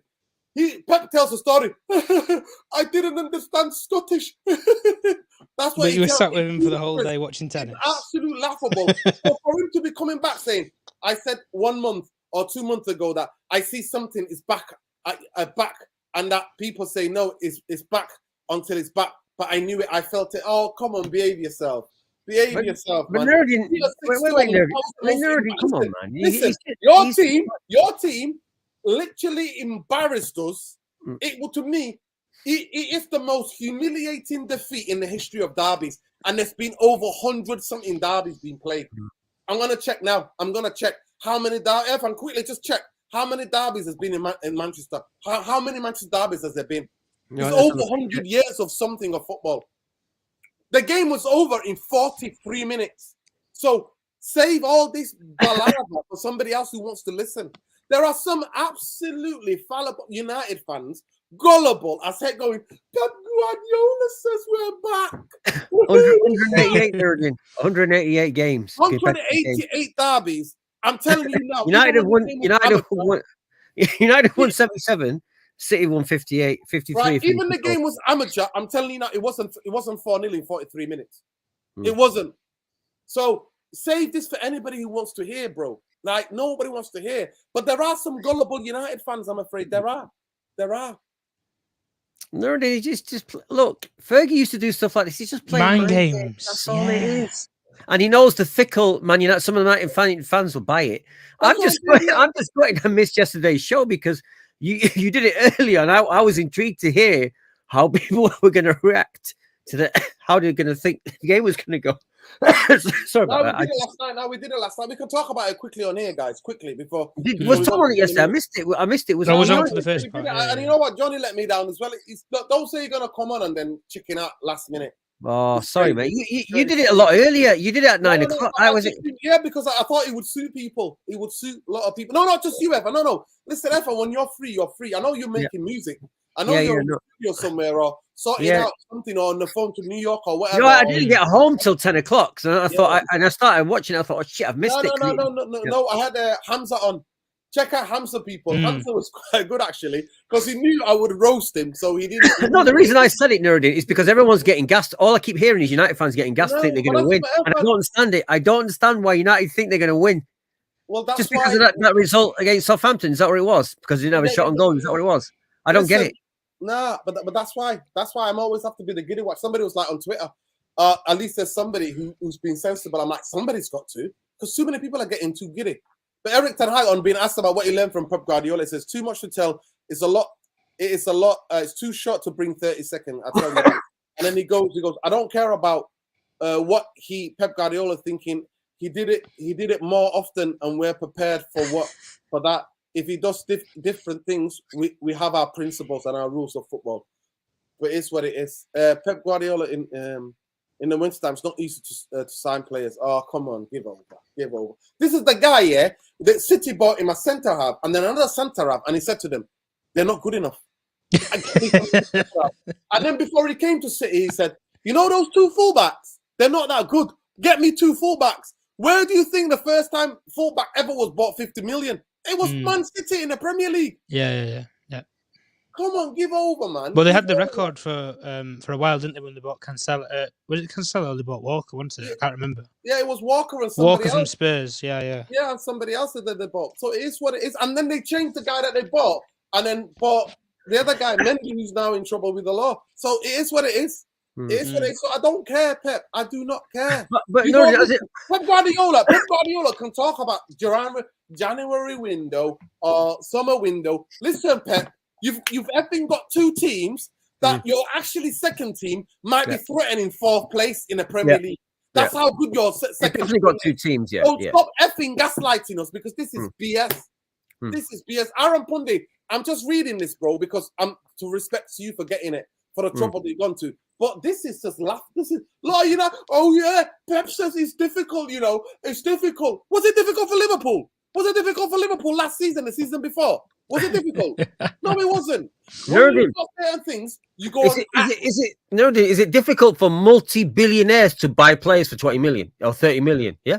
The checkbook, their checkbook is continually open. It's continually. It's not even like closed a little bit or hanging over the edge. It's continually open. This is why this guy's laughable. He makes Irfan, the biggest things that United fans have been battling with me on Twitter and saying to me, you know what? But they were broke. The Glazers. I know, but look, the Liverpool owners are broke. Liverpool owners want to sell the club as well. If you believe this, if you look at the Liverpool statement and Man United statement, exactly the effing same. Oh, it's the American, yeah. Exactly. So how can Liverpool find money when they want to find it? And then this week, oh my God, I've got so much to get out of my chest. I'm going crazy. This week, I see Rob Dawson and then other journalists coming out going, yes, United paid a bit too much for Anthony. Oh, no, they didn't. Oh, my God. Guys, cover your ears. That's the biggest breaking news in football history. Man United overpaid for Anthony. Wow. Thank you so much. But that's the club breathing, these journalists. And you're like, listen, in June, we knew it, exactly what they wanted. In June, I said 60 million. That's plus add-on, 60 million euros. What would have been at least 53 million or 55 million. Yeah. That's what they said. Man United were like, no. Man United were briefing the press, everybody and their nan. Samuel Rockers was racist Lockers. All of the other guys, Laurie, whatever his name is. Whitwell. They were briefing them. We can't spend any money until we get Frankie. Is Frankie our boss? We need to get Frankie first. We can't move. Nuruddin, look. Like, and then, so then Man United are like, no, Ajax, we don't want Anthony. We're focused on Frankie. And that's why you got the 2 absolute Muppets, Murta and Richard Arnold, getting photographed and videoed, both of them, twice, 2 trips in Barcelona, embarrassing themselves. So now they come out and go, well, it's not worth, we know it's not worth that. Right, are you? Honestly, unfortunately, I'm one of these people. I must be some maniac because I look into these things and I have to I have to tell you, I have to read these things to come on and hear and tell you guys about it. Because you can't make this shit up, what they try to do. There is absolutely no difference in terms of PR between the Tory government that we have at this moment in time that have broken the country and the Glazers. What do the Tories and the Glazers share? They both break whatever they're in charge of. The Glazers have broken Man United, right? That now we're begging a championship team and negotiating with a team in Turkey to get a player. That's how broken we are. And then we didn't make the deadline. I wouldn't even register him in time. And all the people are making excuses for him, saying, because it could be because of the Turkey. No! He's got jet lag. Nothing to do with that. I'm sorry. The player was here yesterday afternoon. 4-hour flight or whatever hour flight it was. It's even shorter on a jet. I've checked it for you. Yeah, it's like 2 hours in a private jet. So don't give me any of this BS, people. I'm sorry. Don't give me any of this BS. Making excuses. Because, listen, you can make an excuse for them for messing up one transfer. I didn't say this. Not me. Mr. Structure, I've never said this. It's a Swiss-based organization that calculate football transfers for every football club in Europe. And they said Manchester United spent 77 million. They wasted 77 Overspent, million. Yeah. That's what they said. Well, Nuruddin, let's just hope You know, obviously, because you get triggered there. No, Let's just I'm hope. sorry. Irfan, Let's it's the just hope. excuses. It's the excuses. I know, Nerdin. Everyone's worried about your blood pressure here, right? But look, I'm not Irfan. I'm not gonna lie to you. It's almost kind of, you know, Moses. I'll get biblical. Moses leading the people to part in the sea, and they're going, no, actually, I'll go to the bit where the water is. Part in the sea. They're like, no, you'll drown there. I've parted it for you. Go across. Nah. I can sort myself out. Thank you very much.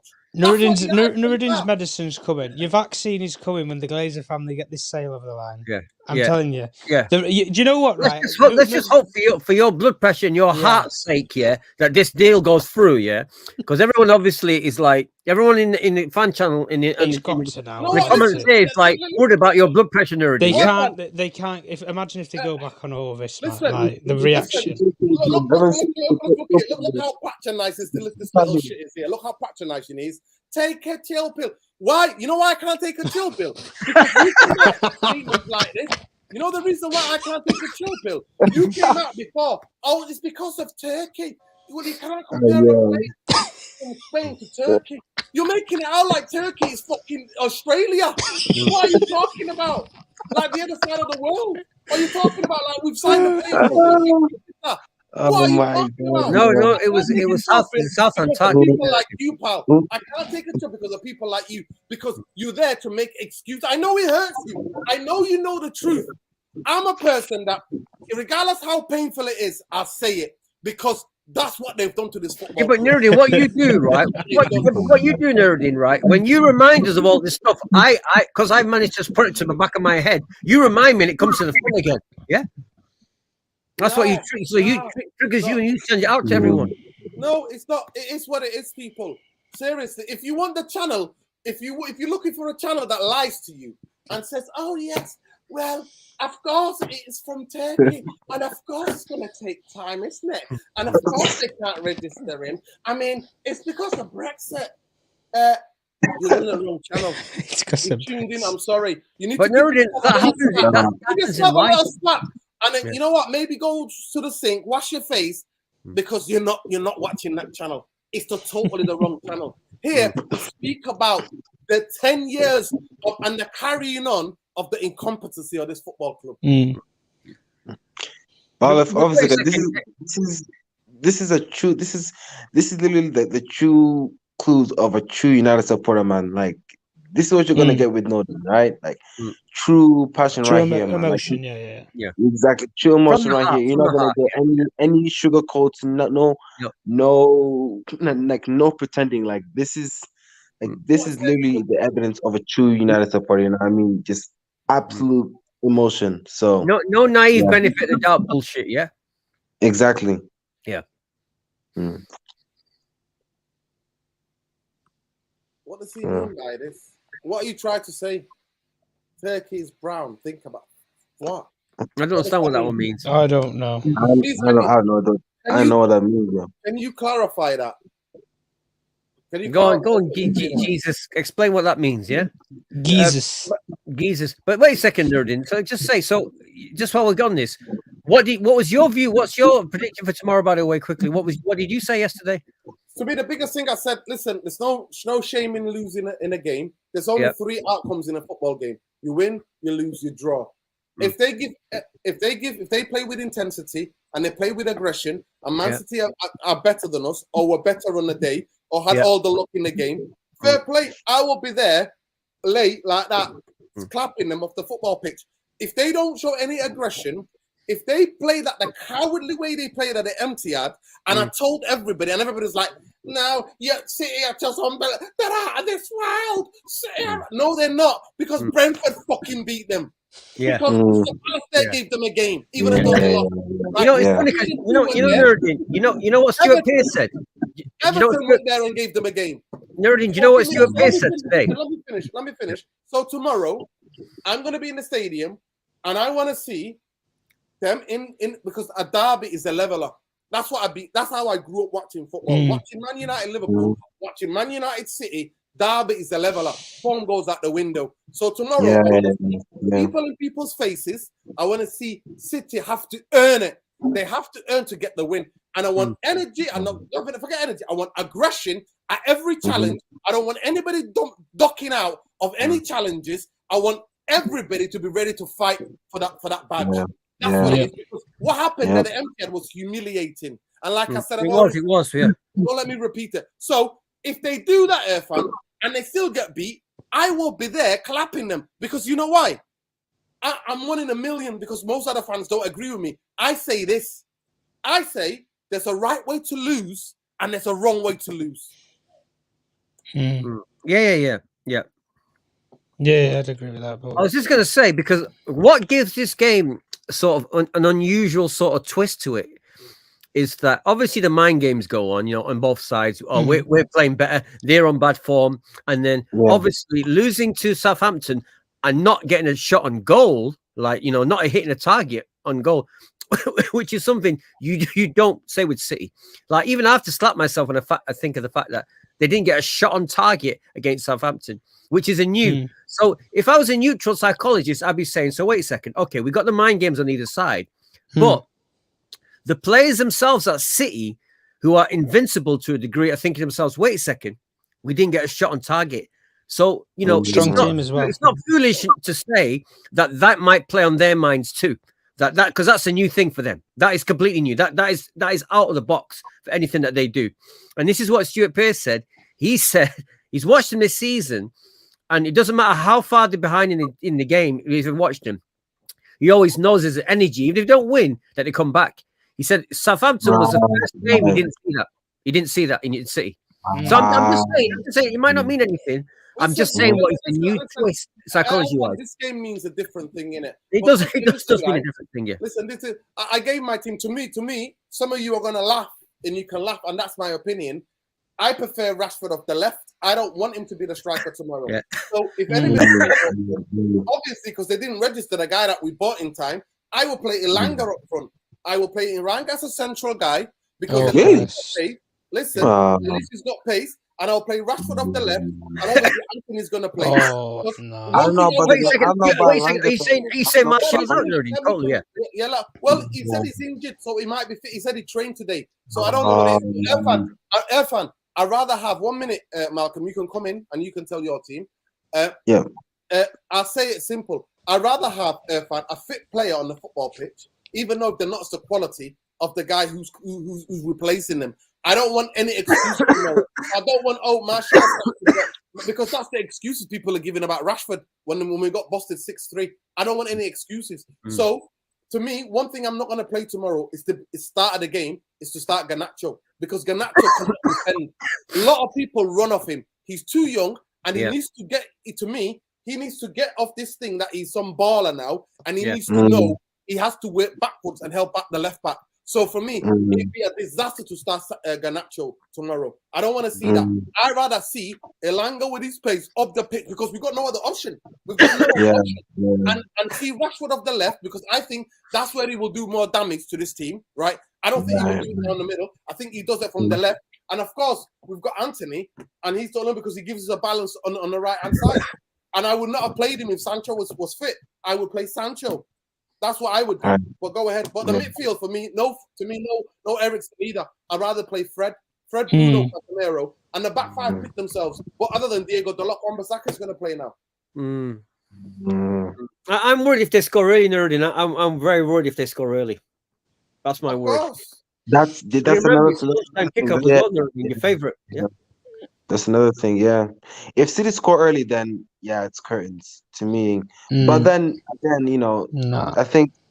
But I mean, it depends on if they score or we keep creating chances and and try and get back in the game, then it could look different. But if they score first and our heads have dropped and we just don't look like scoring, we keep giving the ball away, we keep causing fouls, then it could be a very long day for us. But it just really depends on how we approach the game, how we started, because we can see you can see that we've been in the best form since Tenhag has come in, or since 6-3. But I just there's just something about City that they just have Malcolm, quickly, listen, I need to end the show soon, but quickly, give me your team. Who are you playing then? So you're going to play Rashford up front? Are you going to take this team?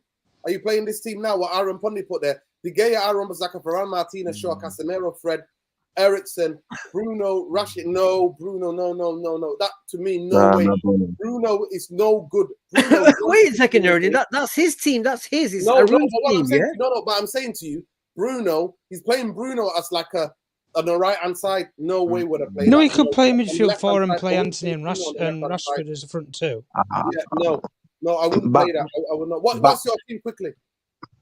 So yeah, I think De Gea, Wan-Bissaka, Varane, Martinez. Go back to the super set. Go back. Yeah. So De Gea, Wan-Bissaka, Varane, Martinez, Shaw, Casemiro. Yeah, I'll go for Fred.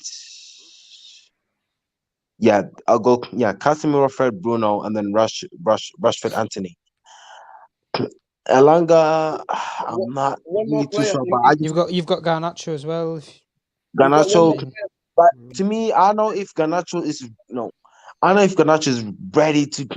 I like him off the bench. I think he's better off the bench. I'll bring him off the bench. Derby. You don't want him on the Derby. Yeah, I'll bring him off the bench to start. That's a different story. I don't think just the fact that we have so much to fight for. I don't think Garnacho will be that guy to just start. And then, I'm sorry, Malcolm. When I go to the game, everybody's screaming at me to get back. When we haven't got the ball, Garnacho might not be not on the pitch. He does absolutely nothing. But Nerdy, can I say, Nerdy? He doesn't even know what's going on, where he's on. He starts getting confused and running and like a headless chicken. But Nerdy, he just walks around the pitch. When we've got the ball, he starts to come into it. When we haven't got the ball, he's not effective. I'm sorry. I bring him off the bench, but to start, I can't start him against City. I just can't. So who's picking? What other player are you picking? So I mean, I think I'll keep that like Rashford and Anthony, but I mean, I don't know. It's either pick another midfielder and play a diamond, or you pick another attacker, isn't it? I might as well. I don't know if I'm not bad. I don't know. Would you play a diamond, Tom? Personally, I would play a diamond. Yeah, I would play 4 midfielders. I would overload the midfield, and then so long as Shaw and Wan-Bissaka have a good day defensively, they ain't going to create any chances for Haaland because you're going to operate in De Bruyne's space in the midfield, so he ain't going to create. Haaland's going to be coming deep, which is then going to be sitting in Kevin De Bruyne's operating space. And at the end of the day, if Shaw and Wan-Bissaka are switched on defensively, I don't really see what problems City can cause in an attacking sense. Hang on, Tom. Who's in the diamond again? Who's in your diamond? I would play those 4 midfielders there. I would play Casemiro, Fred, Eriksen. This is my problem. You see, is it makes sense because City are an intense team to have Fred there because this Eriksen's age and fitness might be exposed in this, but. My problem is you do need his passing ability. So I don't know what to do there. Maybe what you're saying about the diamond makes sense, but I just don't think when do we play diamond? Is it a system we used to playing? I don't think so. Well, is it? We'll try. Well, you never know. You try something new, isn't it? I think we played. Yeah. I think we play it against Brighton for like the last 20 minutes. I know we were losing. It was trial and error. We got a goal back. I've always said that. I don't know why United don't pack the midfield more in certain games. We have the midfielders to do it. But the only reason why I'm saying with that is because Eriksen will give you the passing lanes, but then Fred can make up for Eriksen's inability to be able to move around the field. Or resist the press. Resist the press. This is it. And this is one of the reasons why I'm saying if you overload the midfield, people like Kevin De Bruyne aren't going to have the 5 or 6 yards that they need to then play the 40 or 50-yard killer pass when they have Fred closing them down. But Tom, is Erik Tenhag that kind of manager who would do something like that? I think he is. I think he's made big decisions before, and I think he will have looked at the Charlton game and he would have thought, right, I can use this game to get a lot of the players that I need to get the minutes that they can and to get a lot of the players to have a rest. You saw Fred's influence, and I know it was against Charlton, yes, but we saw the influence in some of those players when they came off the bench.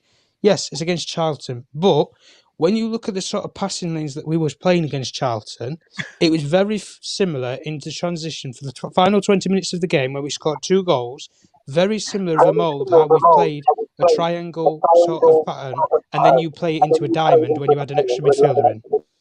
But when you go into those sort of patterns, if you want to play that way against Manchester City, this is why I'm saying the hour before the game, I think, is crucial for Erik Tenhag because he needs to see who is playing centre forward. Primarily, everybody's predicting it to be Erling Haaland. Pep's got this big weapons of mass destruction, whatever plan that he's been banging on about before the Southampton game. Right, well, I want to see it now because if Erling Haaland doesn't play, I think, and I said it yesterday before I had to go because I had a phone call, I think Julian Alvarez is a bigger threat than Erling Haaland in this game tomorrow because Erling Haaland coming off the bench with 30, 40 minutes to go is a lot more harder to defend against than playing against when you've had to deal with somebody who's going to run the lines like such as Julian Alvarez.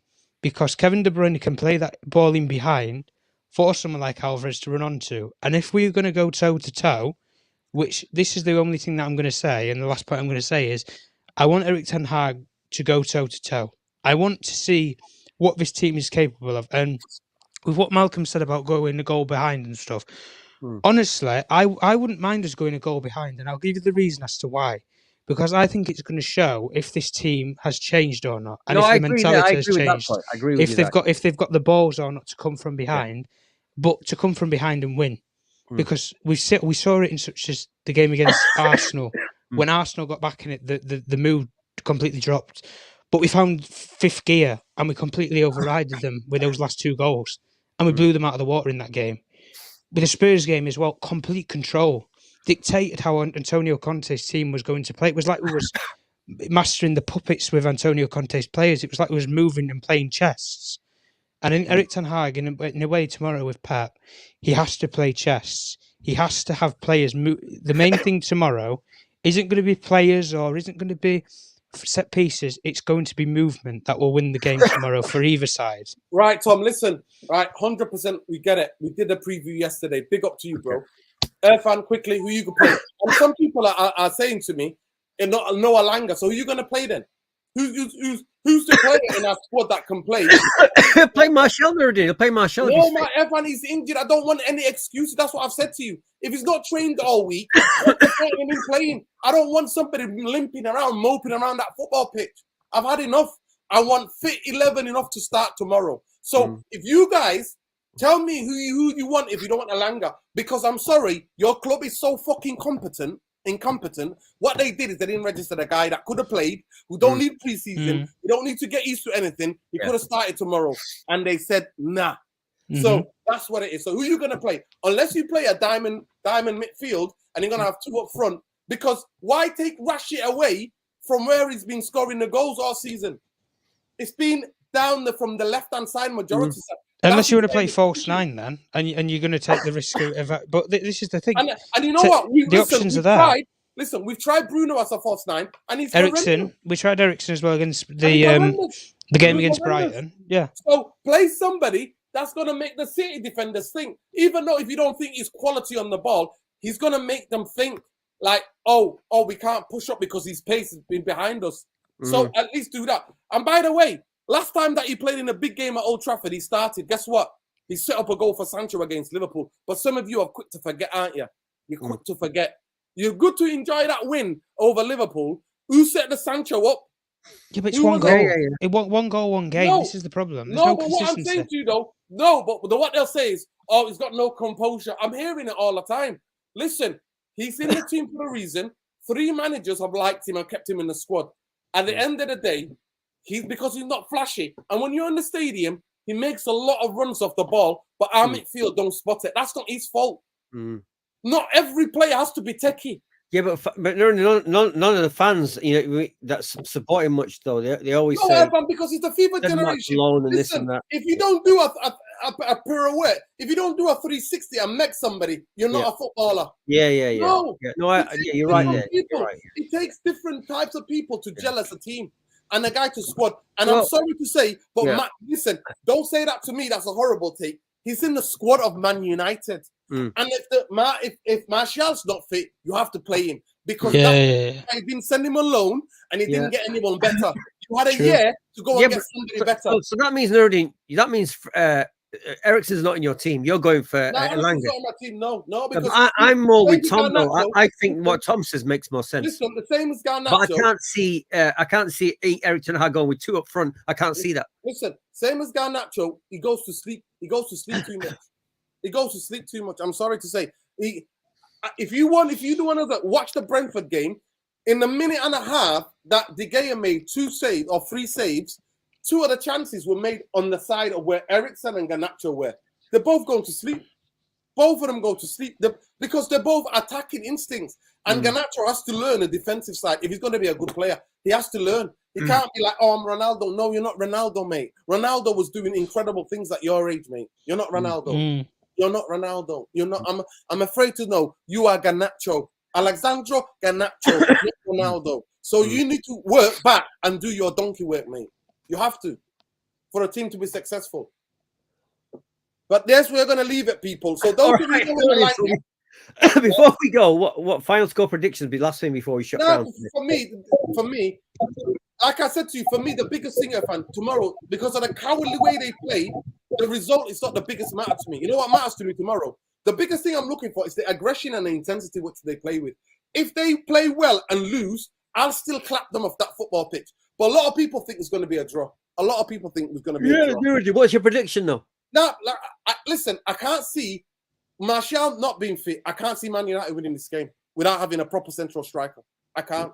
Yeah, but you're answering the question. No, it's either 0-0. Well, it's either 0-0 or 1-1 or 2-2. That's what I'm predicting. And already, that was 2 predictions. That wasn't one. That was 2 predictions. Listen, because I'm predicting, I am predicting that they turn up with intensity and aggression, and that's what they do. Now, if they don't turn up, it could be 3 or 4-0 down at halftime. Again, and I'm gonna tell you now, guys. And I'll tell you straight. It's not like it was when they had the Etihad. Some United fans who are lunatics will get on the pitch. If we're getting embarrassed 4-0, they're not gonna sit there and take it. Trust me, they're not. They're not gonna take it twice. We're not gonna get embarrassed. We're not getting embarrassed. They're not gonna take it twice. If that happens, if we're 4-0 down or 3-0 down at halftime, some United fans, the stewards are going to earn their money tomorrow because there's some lunatics who will get on the pitch, and I don't blame them. I think we'll get. I think we'll get revenge. I think Ten Hag will get one over him, Pa. I think he's going to outsmart him, or there's going to be some sort of in-game plan or something after the 30th or 50th minute. I genuinely don't know where this confidence comes from. I'm not going to lie to you, Tom. Honestly, I don't think Ten Hag's. I think Ten Hag. No, to be honest, let me make this final point. I think with Ten Hag, when he makes a mistake one time, I don't think he's stupid enough to go in there in the dark. I don't think he's somebody who goes into a dark room and doesn't know where his arse is when he plants it on the toilet seat. Tom, I'm sorry to say that to you, but one of the biggest things you're forgetting, Erik Ten Hag is not 11 players on that pitch tomorrow. He's not. He's not going to be the guy on the football pitch. He's not.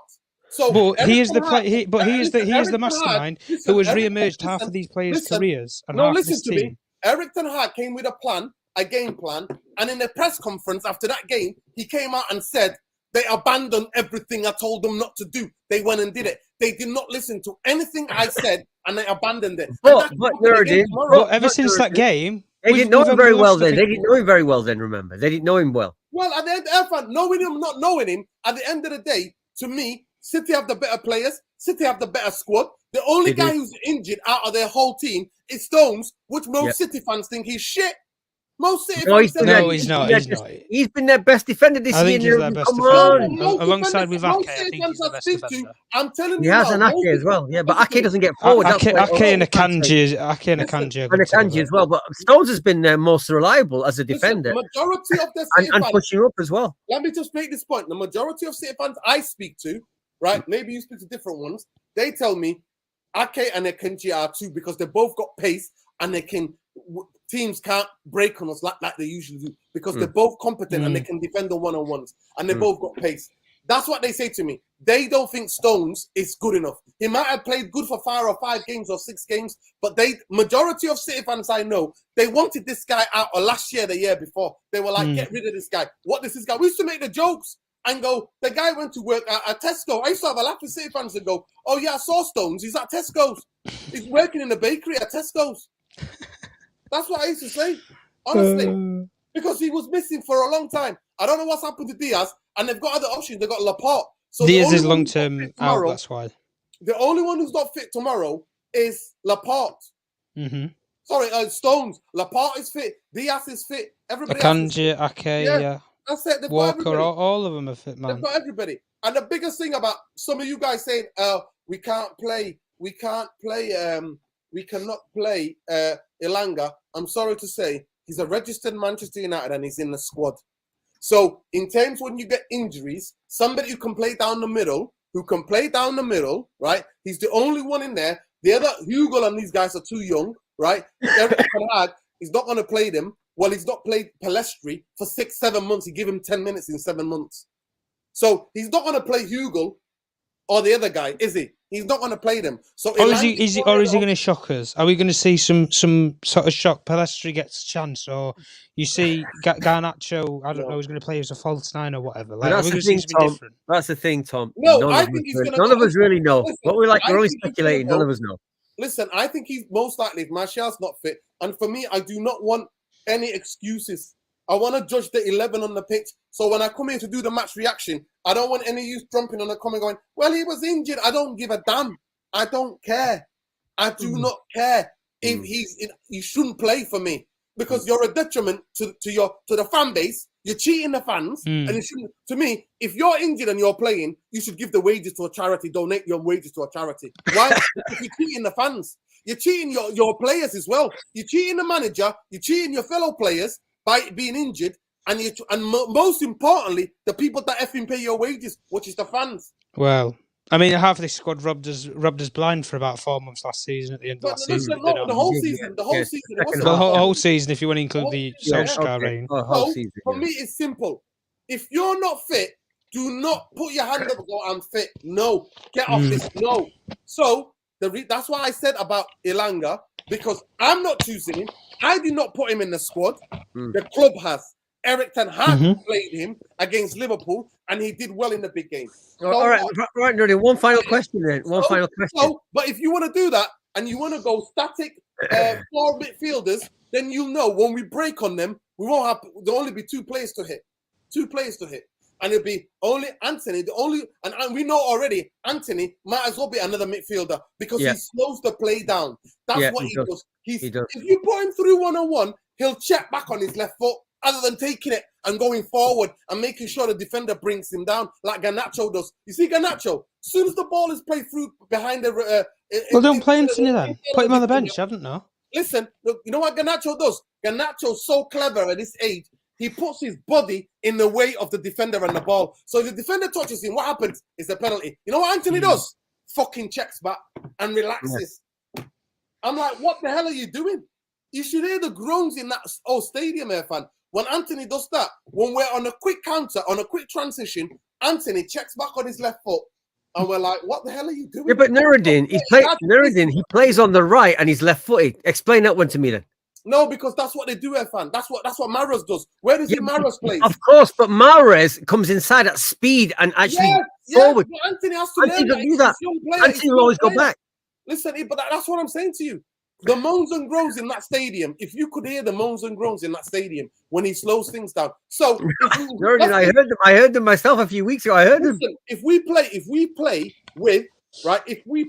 with Eriksen, Fred, Casemiro, Bruno, and then Anthony, that means Man United are just going for a mid-block in the middle in midfield, and that's going to be just loads of fouls in the game. Because if we look up to try to get them on a quick transition, it's one guy to hit. Because Anthony's not going to run into a 30-yard space. He's not going to do it. Sorry, guys. And that's why it is what it is. That's why it is what it is. But anyway, love and like to everybody. Smash a like on the video. Subscribe to the channel. I am frustrated. You can tell in my tone. Because Man United not registered the guy that they bought. The guy that they bought, and they were hackling over 5 million. That's just embarrassing. The broke. Embarrassing. That's what it is. Embarrassing. So that's where we're at tomorrow. I'm hoping Man United, I'll come here with my hands up, apologizing to every one of you, saying I'm really sorry. United did an amazing game and we smashed City out the park. But I can't see it. I can't. And regardless what Eric Ten Hag's tactics is, he's not on the football pitch. He's not. Because if he was about Erik ten Hag, he was screaming and shouting at them from the touchline from minute 1 against City at the Etihad. And what happened? They scored 4 goals in 43 minutes, and it could have been 7. All right, Nuruddin. All right. I know you're still triggered and damaged from the last game. I know you are. Like the Liverpool one. I know you are. I get that. Listen, if you live in Manchester, those of you who've got the luxury not to live in Manchester, to watch it on TV is a different thing for you. When you live in Manchester, the way they've been going on in the past decade, the way you see your club, it's like, I can't make it up to you. I can't stress this enough. It's like Man City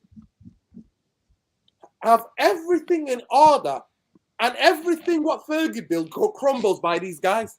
It's like you can't make the shit up. And before even Fergie was papering over the cracks. So when they smash us 6, Irfan, and score 4 in 43 minutes, that's unacceptable. Nuruddin, I understand. 80 games, 80 games of derbies, and Man United team has never been down 4-0 in 43 minutes.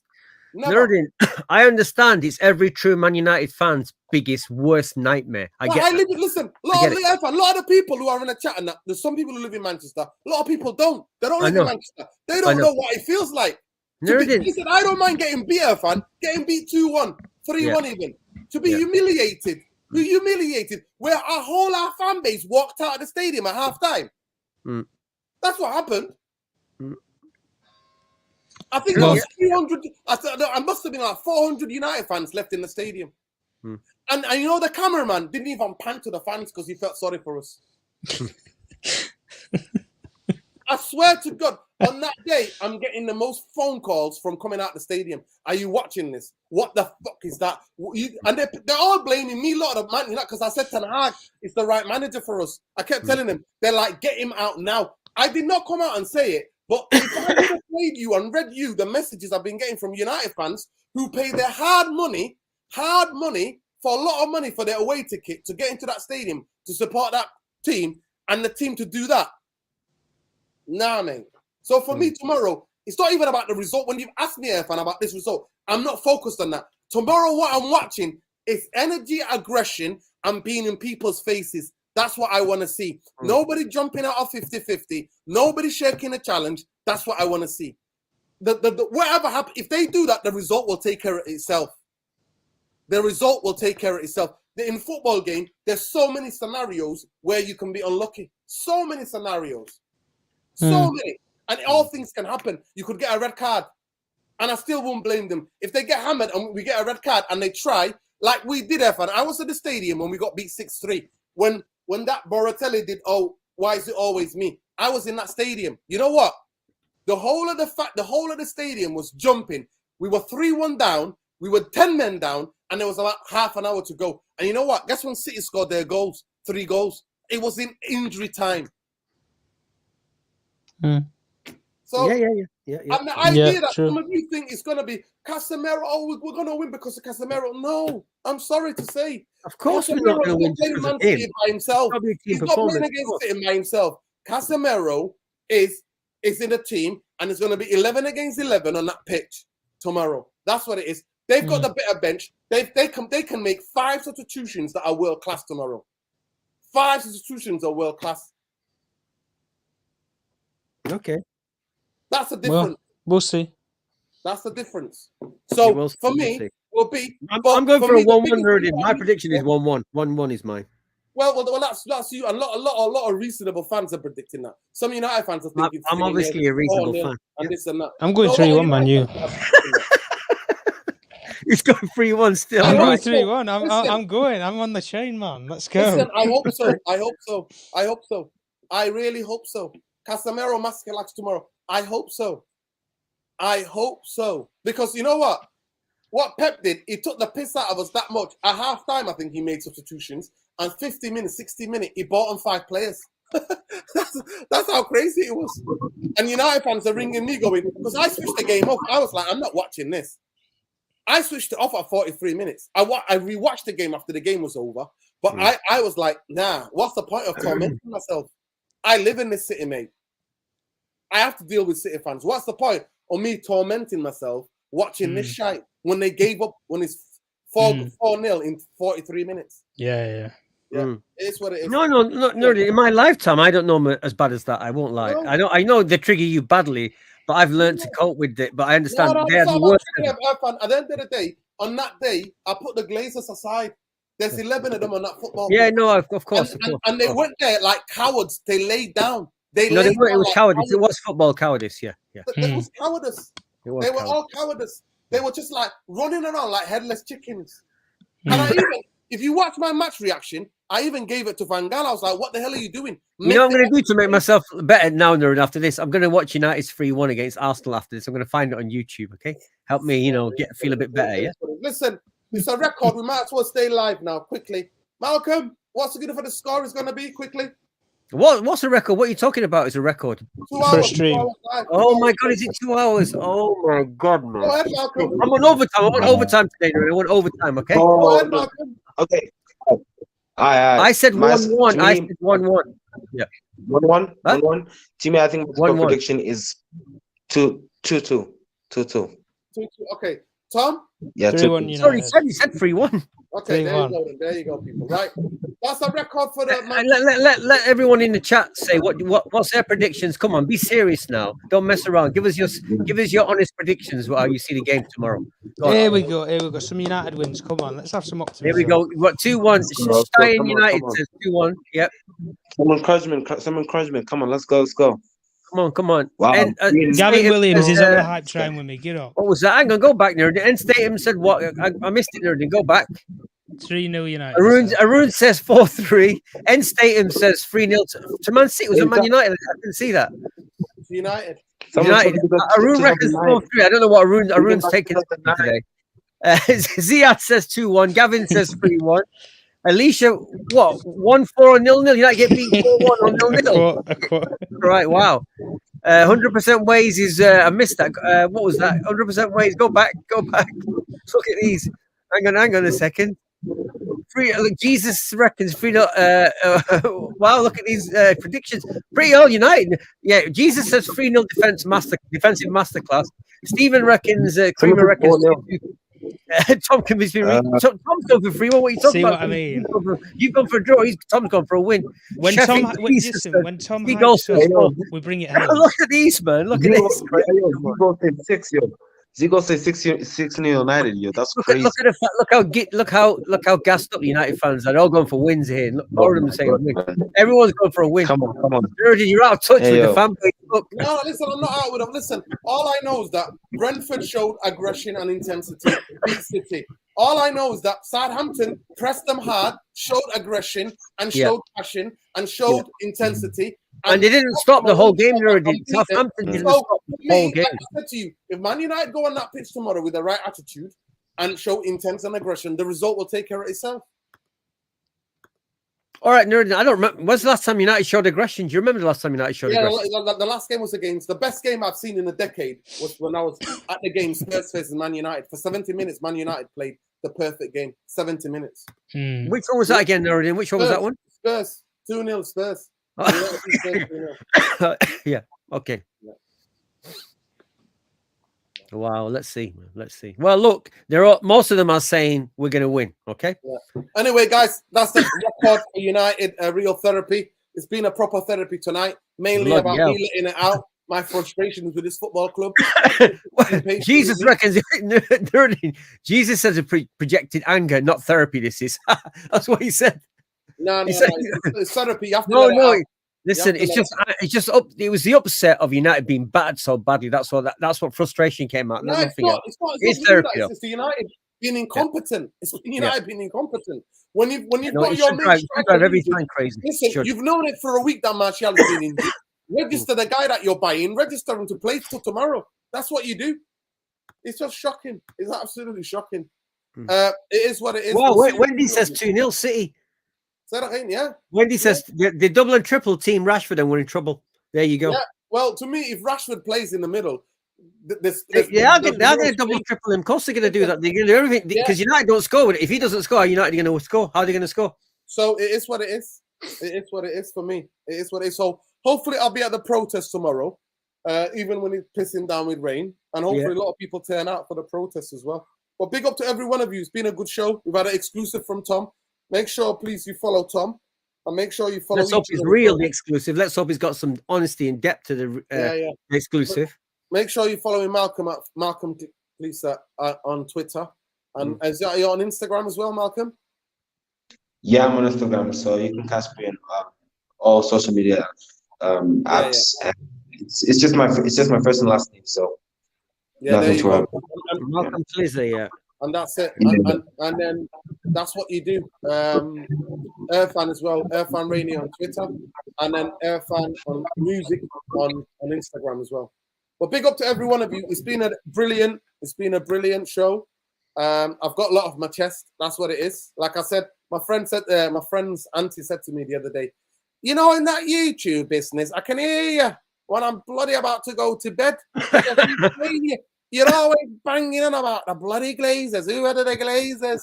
You're always banging on about bloody Man United. And tonight, I've done it true to her word. Big up, Kathy. Yeah. If you're hearing me, Kathy, I've done it for 2 hours. So peace, love. Ciao. That's good. That's good. Is that the record, Nuri? Is that the record? 2 hours. 2 hours, yeah. Is that the record? Take care, people. Take care. Big up. Well, big love to everyone in the chat. Thank you so much. Yeah, thank you. Agree, disagree. We're on the same side, so thanks a lot. You don't have to ever. You don't have to mollycoddle them. They know it's football, and without football, without having passion and having getting angry and getting emotional about it, you're not a football fan. You call yourself a robot. That's what you are. No, you're a different level of football fan. Nah.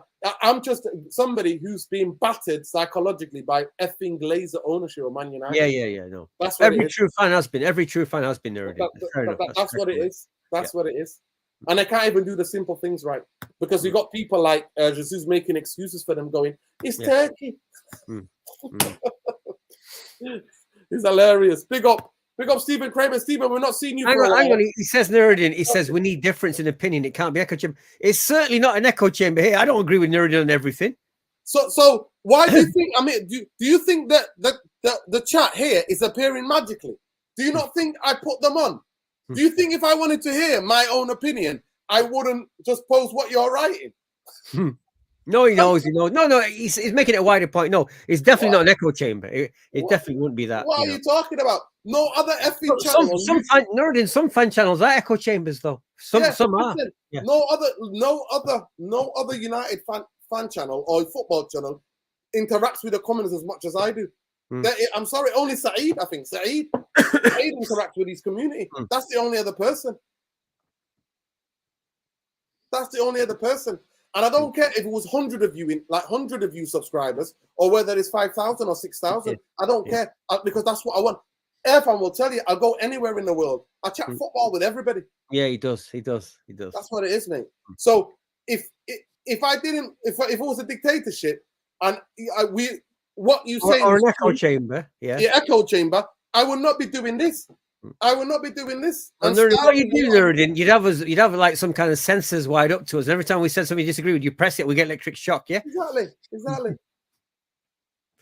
No. So he's not deluded. He's just giddy. Like I said, I've given back one of his giddy cards. There was two giddy cards. He handed him in at the end of last season.